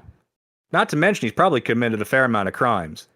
Say what I you don't want think about he'd be a Salacious. good podcaster either, though. I don't know. He Well, speaks really weird too. Although he isn't doesn't- it's like an actual language, right? It's just not. He does. He doesn't typically speak Galactic Basic, which I think would make it harder for most audiences to enjoy what he's saying. I mean, I can't say much better for Salacious B. Crumb or Max Rebo, to be fair, in that regard. Yeah, but they got gimmicks. Sure, fair enough. Well, with that said, I'm putting Bib as prisoner. Okay, fuck this dude. Bib Fortuna, you are stuck in prison for. Oh, that's the wrong layer again. My I think he's the God. only podcast worth listening to up there, personally. Really? I really Make do. your case. Well, I mean, Salacious B. Crumb, just an awful voice to listen to. I'd rather listen to RFK. Max Rebo, we don't really know much about the gentleman. Plays a good keyboard. Doesn't mean you're going to be interesting to talk to. I just feel like Bib. Have you guys seen Hotel Transylvania, like 2 or 3, where the final battle, that fucking dude plays the keyboard to defeat the big monster dude? No, I've not. I, Not recently. Or I ever. think that's what Max Rebo would do as president. I think he'd solve like Russia, Ukraine, all the negotiations. He'd just be playing that shit, and it would fix itself. I'm going for him as president. There we go. Max Rebo saving the world with his songs as president of the U.S. Well, I mean that Salacious B. Crumb's going to be the clavicular of the left. That's his role. it's not going to be a podcast that everybody enjoys, but he will get a podcast. Chipingra, I hope that this list doesn't disagree with you too much. On And if all it does, accounts, I disagree. Really? Perfect. Yeah. Bib Fortuna as president. Everybody else here doesn't, like, we don't even know if they have a brain between their ears. So he's True. evil, but at least he's not dumb. Very well. Well, where does that give us our musician and our jester? Okay, I can make both of these work. Salacious B. Crumb. He strikes me as, like, chaotic evil. This dude is not doing any good in the world. He's not helping any grandmas cross the street. As a matter of fact, he's putting out banana peels so that he can laugh at the grandmas. This guy's going to prison. All right? And I'm old. It used to be that NPR was jazz all night. And there Max we go. Rebo needs a He'll just long be night window. An old school DJ where he just, you chill out with Max and listen to some jizz. Well, we've had different interpretations for the final round of Podcaster Prisoner President. Perhaps the most contentious issue that we've come across all night, save for our friend Localist? Localist, yeah, which checking in on the chat here. He have was a- commenting on our game earlier. Tech Troubles. What's that? I thought you were going to say, here, our friend Tech Troubles. Oh, Tech Troubles made an appearance, which we're, not necessarily glad to see him, but such is the way when An we were old dealing friend. with the marketplace of ideas. Old friends. Old friends. Anyway, welcome back. our final issue then would be Nonfon with our caller Chipingro here. How much grift coin do you think we should give him? Chipringo, I will grant you as much as I possibly can, conditional on you purchasing non-fun coin. Oh, Okay, so Okay. in addition to the other stuff, I'm also putting I can put all of it in non-font coin. Beautiful. You're going to put 7,400 grift coin into Nonfon, and you're going to do this after I pump the coin? I'm going to have to try to pump some of my others as well, but yeah, I'm going to need some grift coin. Conditional on you only buying non-fun coin. No other coin. Deal. Can't buy anyone else Deal. Okay. for a period of the Well, next. I have my A own. little two market podcasts. collusion going Right. on. I know you like the big government reaching into everybody's wallet, but with my own coin, I will spend it as I like. Then I'm not giving you. Then I'm not giving you stuff. Then I'm giving you okay. 0. Little Am spite. I not allowed to spend on anything but non-fon in the future? Not in if I get- perpetuity, just with what you make Not tonight. for a period. All right, of 2 streams. I We have a my- non-compete clause. I have my little, pouch under my mattress of already accumulated Griff coin. Are you saying I can't spend that accumulated Griff coin on something else? For a period of two more podcast streams. That's the deal. Ooh. You can In buy exchange Nonfon for coin. 1,000. Market. I'm a whale in that market, but I will make that deal. This has been a great show. Wow. Very Let's good. go. There we go. 7,400 Griff coin going to Chapingro after I've already pumped the value of the Nonfon token. So Nonfon, until somebody overtakes you, you will be the leading creator with a stock in the marketplace of ideas. Chapingro, thank you so much for calling in and hanging out with us for a bit. And Nonfon, thank you so much for coming back. We look forward to having you on again in the near future. Appreciate you, gentlemen. Yeah, I'm sure he'll be on hopefully next week. You have Very anything good. coming And, up you'd like to tell us about to look out for? I don't have anything hardcore planned. I think I'm going to be doing my regular streams. I'll be talking about econ stuff, reacting to econ stuff, and doing politics whenever something happens there. Well, one thing that we can look out for you for is having you back to discuss a similar thing with Soy Pill soon. We were going to have a Indeed. Of conversation course. with him, and we can look forward to that. So that's something to keep an eye out on Nonfon's and our channel. Well, thank you so much for coming down. Do we have anything else to wrap up, Kyle? I think that more or less sorts it. If you've been enjoying this content, you're watching the Marketplace of Ideas. You can find us at the Marketplace of Ideas on YouTube. Please give us a like and a subscribe if you're feeling generous. We've also got a Discord server, and if you haven't checked that out, please do so as well to see updates and participate in our fake economy that we've constructed. We're going to be developing that a little bit more as we roll out the episode, so hopefully it'll be some good Got fun. a lot of fun plans for it. Everybody keep an eye out. Alrighty. Well, thanks for stopping by, everybody. Thank you, Nonfon, and everybody have a wonderful evening.